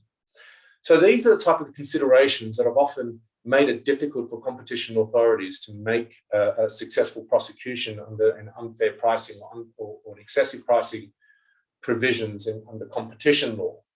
So it's questionable whether a detailed assessment of pricing conduct, particularly short-term pricing conduct during times of crisis, is appropriate using competition law provisions. But nonetheless, this is what the South African competition authorities did in the two judgments of Dis-Chem Pharmacy and Babelehi Workwear and Industrial Supplies, where it was concerning the price of face masks over a limited period, usually over, I think, a few weeks, in fact, in March 2020. And, these two firms were responsible for increasing the prices of their face masks by up to tenfold in the case of Babelehi, or 260% in the case of Dis-Chem. And in both cases, the competition tribunal and the competition appeals court kind of departed from what was the traditional approach for adjudicating excessive pricing cases, i.e. these, in terms of determining the existence of market power, they adopted an inferential approach, i.e. they inferred market power by the existence of the actual conduct, even though they were looking at firms that would typically not be categorized as dominant, given the nature of the market, but given the circumstances and given that they observed significant price increases, they inferred the existence of market power.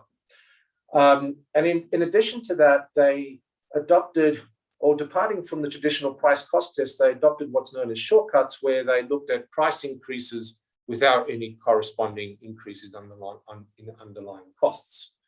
Now, this is allowed for under the amended Competition Act. However, it only provides a prima facie case of excessive pricing. It is up to the respondent firm in these circumstances to then put up their own defense and to provide their own price cost analysis. And this can actually take some time. To allow a respondent firm to put up this type of analysis will require some significant amount of resources and time to be done properly.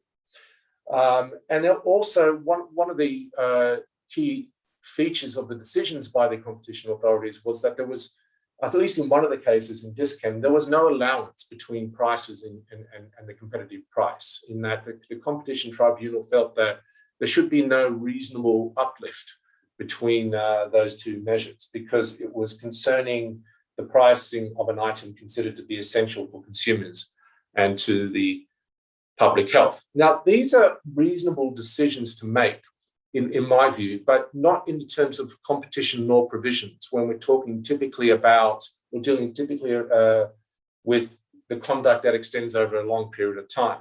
My view is that these type of judgments are better served under alternative mechanisms, which I'll refer to in a moment, particularly, for example, using the consumer and protection regulations that were promulgated last year by the department.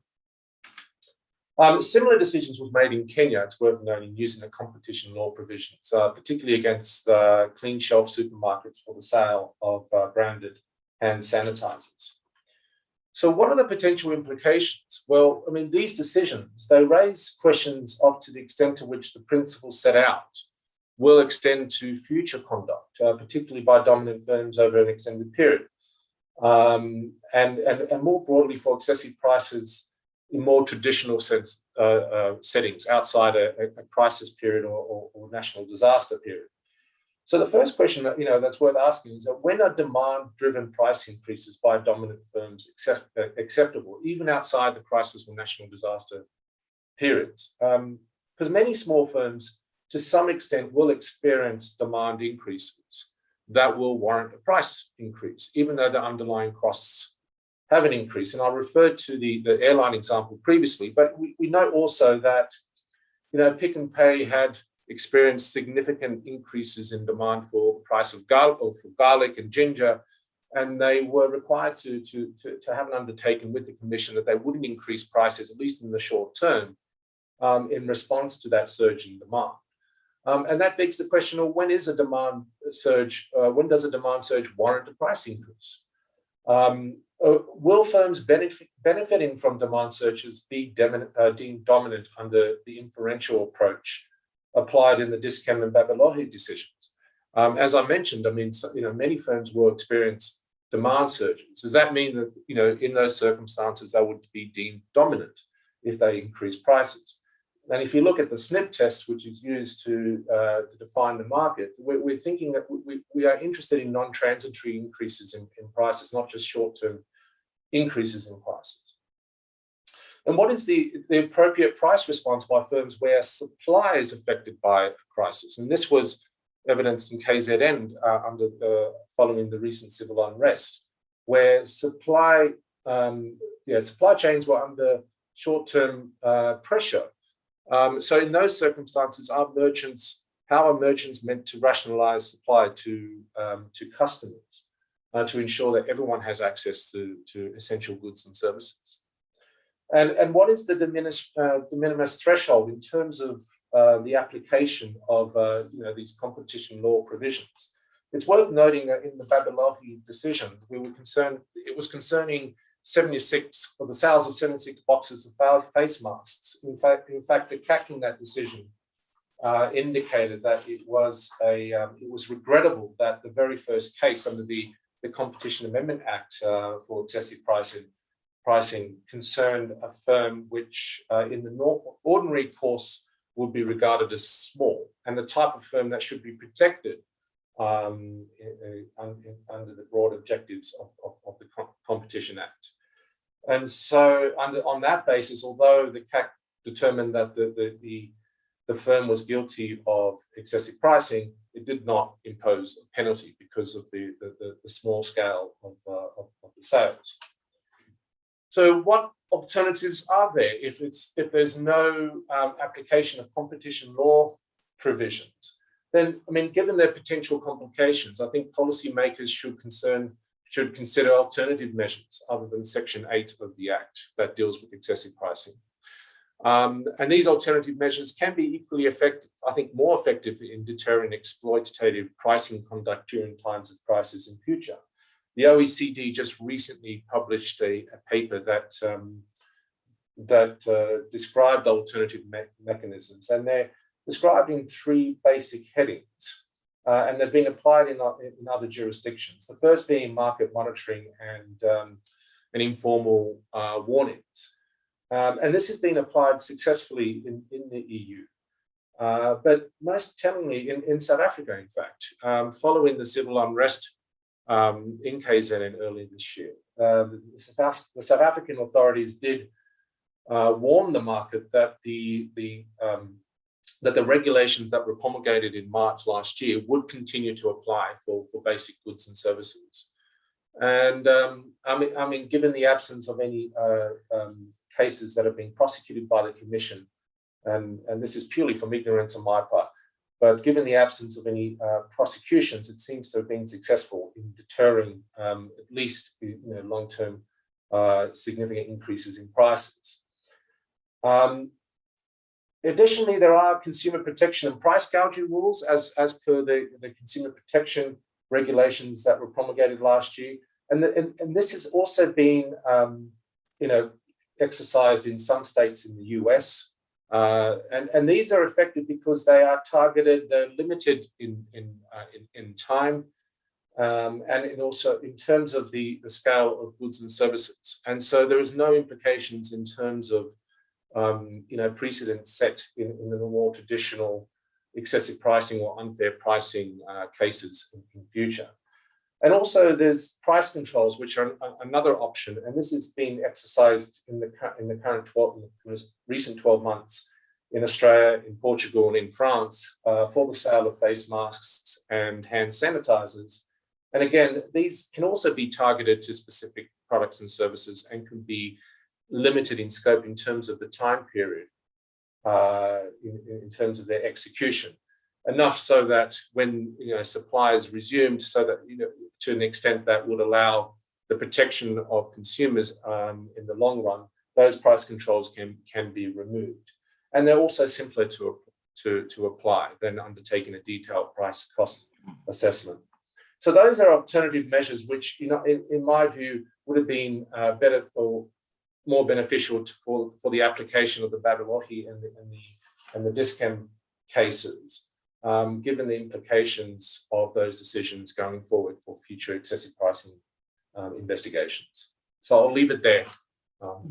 Thank you very much, Anthony. I think it'll be interesting at question session level to hear how this kind of suggestions you are providing would actually be applicable, to be part of the mandate of the competition authority. That how do we have the competition authority engage itself in price fixing without abrogating the very essence of competition, as it were? And of course, issues of de minimis, very important, very interesting. We'll see how competition authorities again come in there. Without wasting much time, I know Carissa is itching to give us her views about regional cartels and effective competition enforcement, and also quite important in this time of COVID. Do we allow them, Carissa, because of COVID? Thank you. Please go ahead.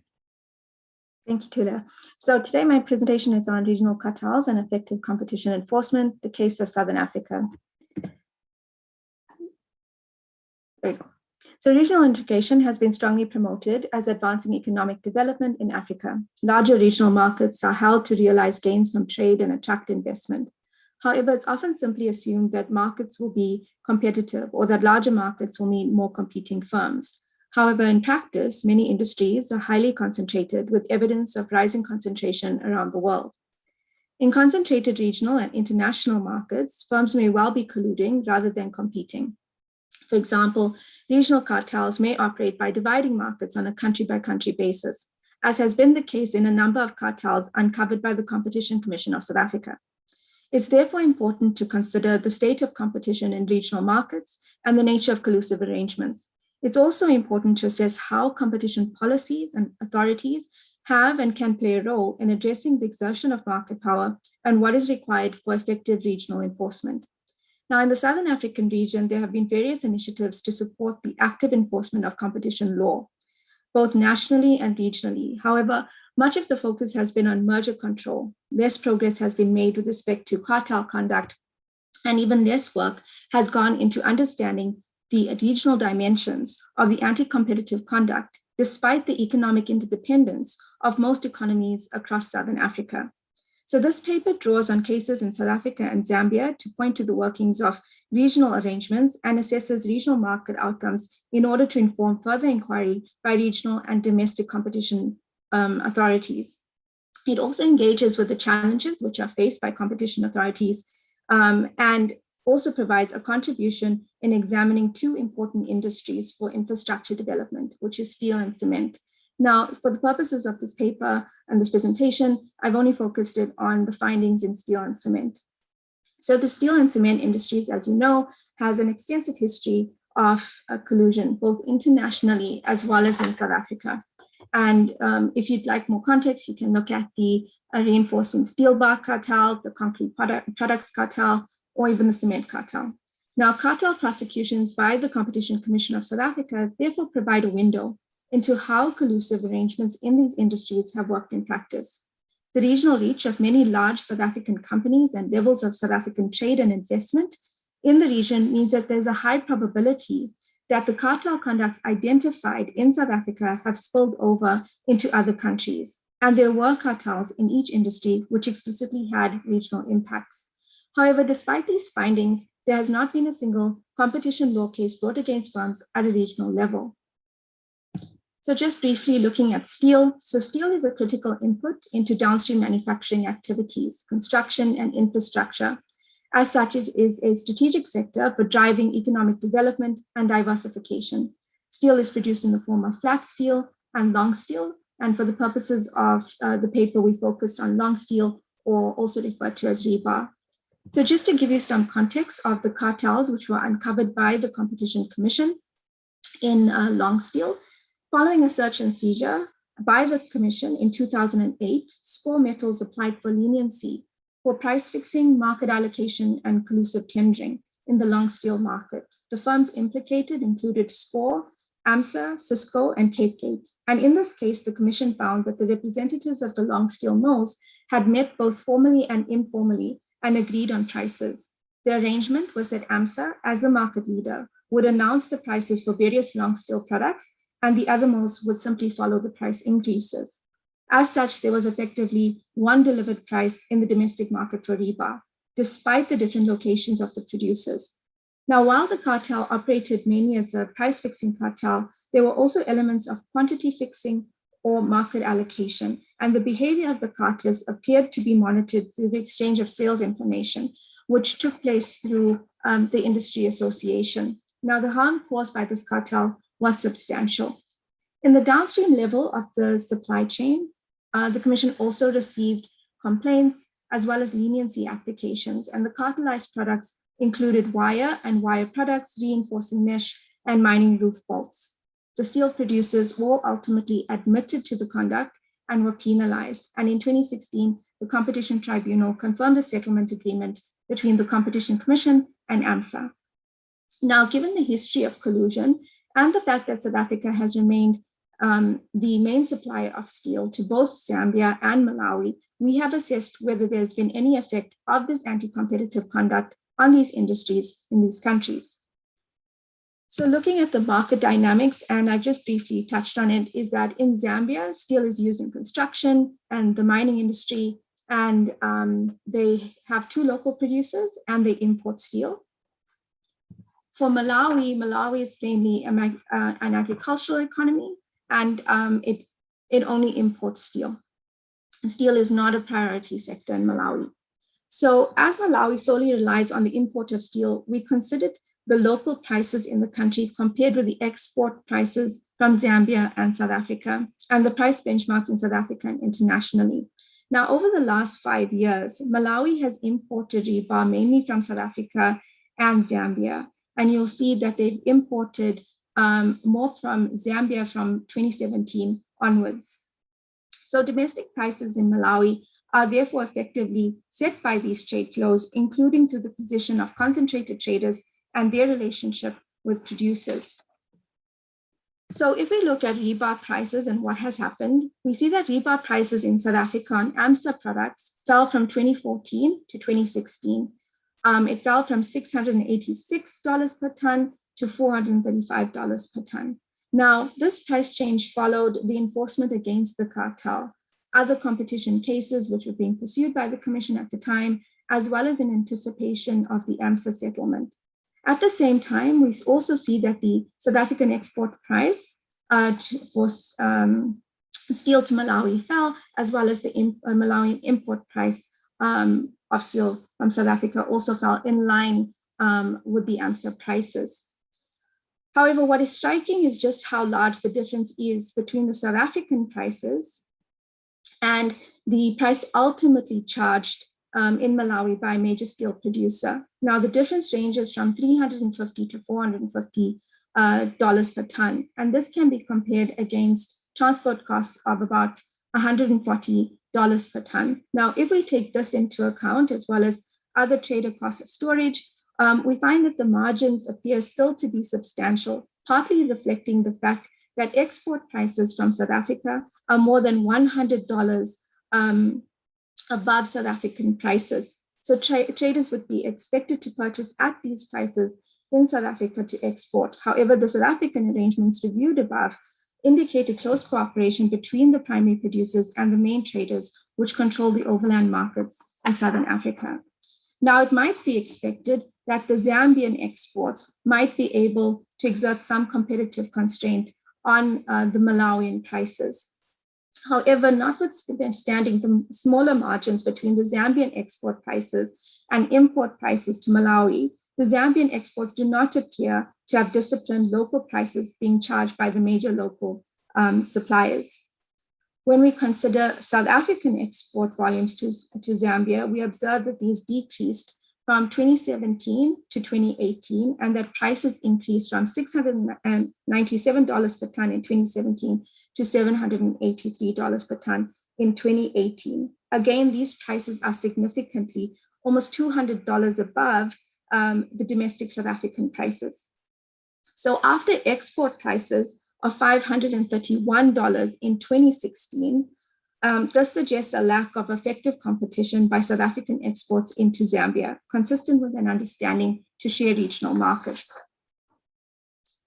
So if we turn to the cement industry, as you know, there have been numerous cartels which have been uncovered in the cement industry around the world and in South Africa. Now, looking at what has happened in South Africa, we know that there was a legal cartel from the 1940s to about 1995. Now, the primary features of the lawful cartel in operation until 1995 included an agreement on market shares, the use of centralized sales and a distribution system, as well as a pricing model. Now, at the withdrawal of the exemption by the Competition Board in 1995, the firms were granted a grace period by the government until 1996 to allow the producers time to establish their own sales, marketing, and transport functions. After a short price war, the firms then met in 1998 and in subsequent years, and once again cartelized the market. So the firms agreed to fix market shares for the whole of SACU, as well as allocated some provinces of South Africa and countries in the region to individual firms.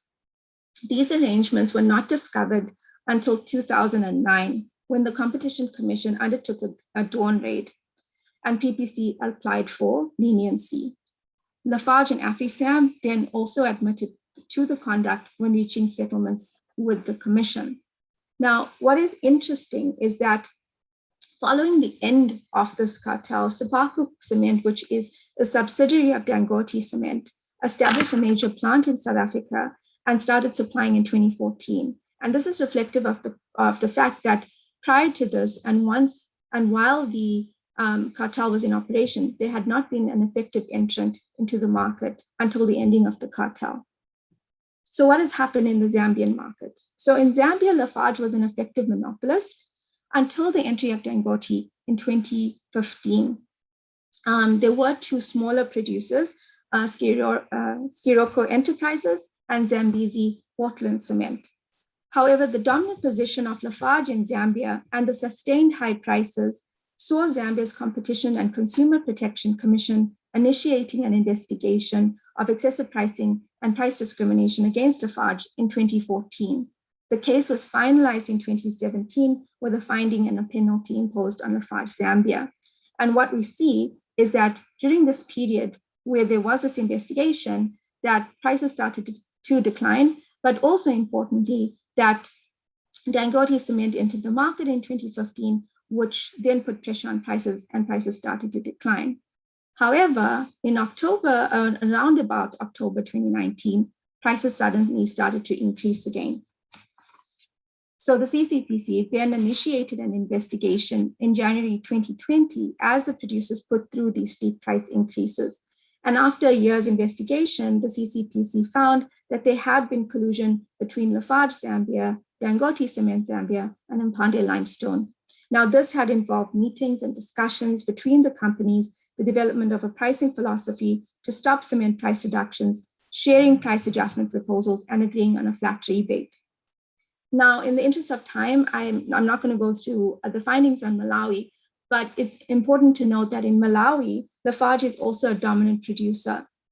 And at the same time that the price increases in Zambia take place, there are also price increases in Malawi that cannot be explained by any other factors or transport costs. So it must be that there's been a regional impact of the conduct that has taken place in the Zambian market on Malawi. So in conclusion then, the two industry case studies have illustrated the high prices for key infrastructure products, which can result from the tight oligopolistic industries at a regional level. The detection of cartels and other cross-border anti-competitive conduct is a major challenge for competition authorities in Southern Africa, notwithstanding the notable successes in Zambia, as well as the record of the South African authorities. Now, to improve regional competition enforcement, the COMESA Competition Commission has concluded cooperation agreements with several of its member states and is working on a regional corporate leniency program. However, there are still major challenges which prevent effective regional competition enforcement. The first major challenge is asymmetrical priorities, resulting in a disconnect between the regional body and national competition authorities. For regional competition enforcement to be improved, there has to be a common understanding of priorities for a given period. Secondly, there have been challenges associated with double notification, which the COMESA Competition Commission has since resolved.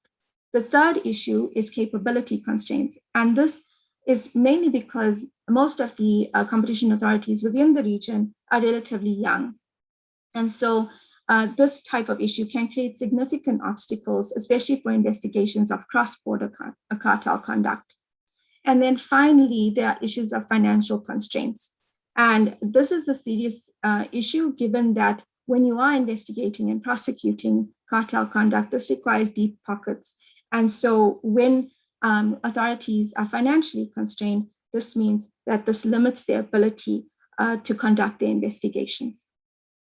I think I will end there. Thank you, Tula.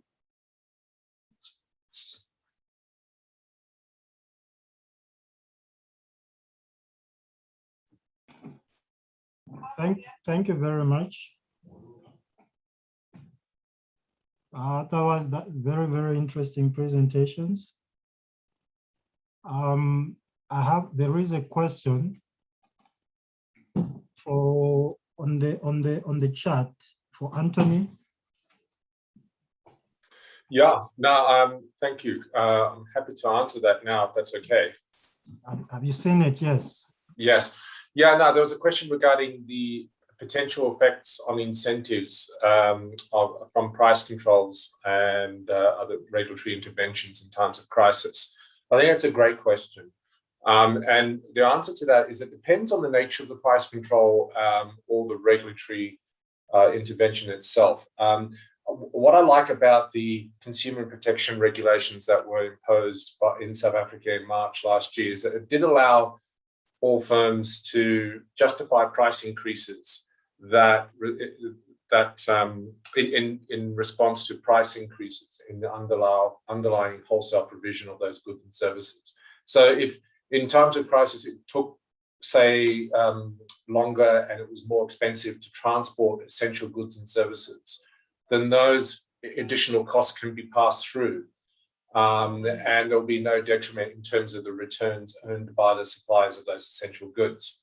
So in our view, under those those types of regulations, there shouldn't be any adverse effects, particularly if there's going to be a surge in demand for those goods and services. And we see that anecdotally in KZN, where following the civil unrest, there was the stock levels in the grocery retailers that were unaffected by the looting. Their stock levels were replenished quite quickly, and with the existence of those regulations. With regards to direct price controls, however, that's a little more tricky because the competition authorities or the other authorities responsible for implementing those price controls will need to be sure that the pricing levels that they prescribe will allow for any unexpected changes in costs. So if there's an expectations in the short term that, for example, the underlying cost of face masks or hand sanitizers will not change, then there's justification for imposing price controls. But my preference is for the implementation of the consumer protection regulations that we see currently in play in South Africa, as opposed to price controls. Thank you, Anthony. There, I had a question, Simon, on the issue of the market observatory. How do we ensure that it is not used as a platform for collusion? Yeah, that's a good question, and something that's come up a couple of times. I think the first thing is that we're not talking about obtaining price information which is confidential, private, or even contractual, and it's not information that large players don't have already. The first thing is that this is actually about price information on kind of arm's length prices, particularly those prices that smaller participants are getting offered. So it's really just to see how markets are working in practice over the whole region. This is data that could, and one could argue should be collected, in fact, by stats authorities. In the European Union, there are these prices available, and actually do call it a market observatory or an economics observatory in actual fact. So this is not the kind of the private contractual prices after discounts, etc. This is really just things that would be list prices, and particularly the prices on an arm's length basis that small participants would be facing. I think it's really important to highlight that. Simon, how do you interface with the commodities exchanges, agriculture commodity exchange? So, commodities exchanges were one of the big initiatives to kind of make markets work better. But they essentially have not taken off. So they exist. I mean, there are commodities exchanges in lots of the countries. And you might think, well, so the answer to this was to set up, to seeing these problems, to set up these commodities exchanges. And why are they not taking off? Well, the large participants aren't using them. And it seems fairly obvious that if you're a large participant and you're benefiting from the arbitrage opportunities that your information, private information gives you, the last thing you actually want is a commodity exchange to succeed. So, there's a really big question about commodity exchanges in terms of what's required to make them effective, when you need to think about the incentives and the interests that are involved. I do think commodity exchanges, are a big part of the answer. This is not, and then you'll be able to track the prices, in real time, right? I mean, that's what you'll be able to see in the commodity exchanges, and you'll be able to look at them in different points, as you can on the South African Futures Exchange in South Africa. And so I think that will happen. So in a sense, we're in an intermediate position where there are these obstacles that need to be overcome. And the other thing I think is on the questions about whether you need regulation and government policies, of course you do. I mean, regulation is really important. It's not that you shouldn't be regulating food markets. And you really need government policies to support storage facilities and infrastructure. But it's about how you make sure that critical infrastructure is provided on a basis where there's access to a wider number of market participants, and you actually reduce these margins that you're seeing through the value chains, these rents that are there. Thank you very much, Prof. Now, Carissa, the issue of weak development, weak infrastructure that you noted for Zambia and Malawi, other than cartels, could that be an issue of weak construction rules, regulation in that context, and probably corruption? than seriously an issue of cartel? Yes, Tula. So I think that you're correct. I think so. There is poor infrastructure within these countries, and that speaks to many different issues other than cartel conduct.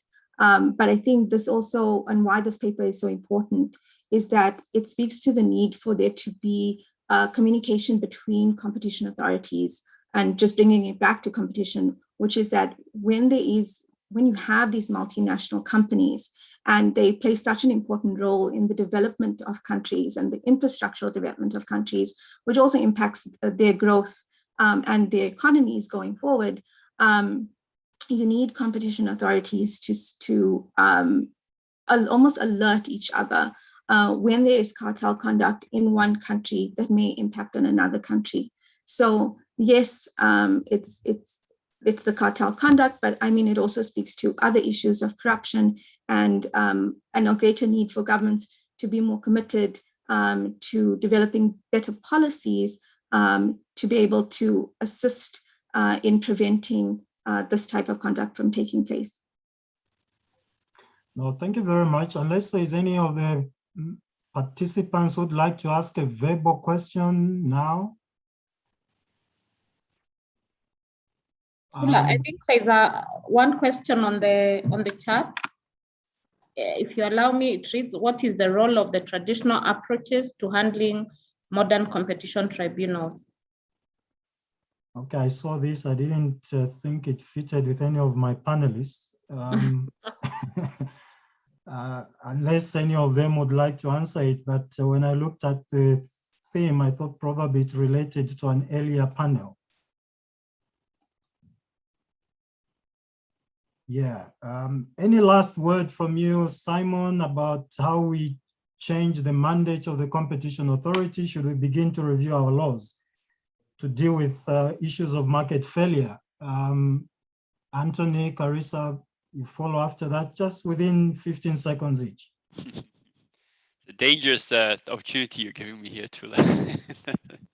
So I mean, I won't take the bait. I would just say that I think that reflecting on what Anthony said and the questions there, the competition authorities have got a really big role to play to be kind of flexible and responsive, and they can potentially also head off more heavy-handed regulation, and so they can allow, for example, for understandings of costs to flow through.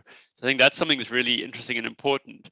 So I think that the ball is now in the competition authorities' court, now that they've shown that that's possible, to do more on this. The last point I want to make is that when we looked at these issues, we realized that there's a really big challenge for African countries around putting, and including competition authorities as really important public institutions, about putting the actions behind the words around regional integration. Because right now, somebody's going to come along and point to the trade flows and these prices from elsewhere in the world and say, you're not even doing regional integration within existing recs. So really, where's the kind of the political will behind the integration initiatives?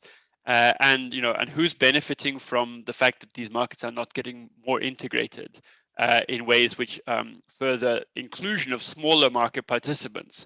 So like I said, these markets are very concentrated, and larger market participants, often politically connected, are doing pretty well, I think, as some cases have shown.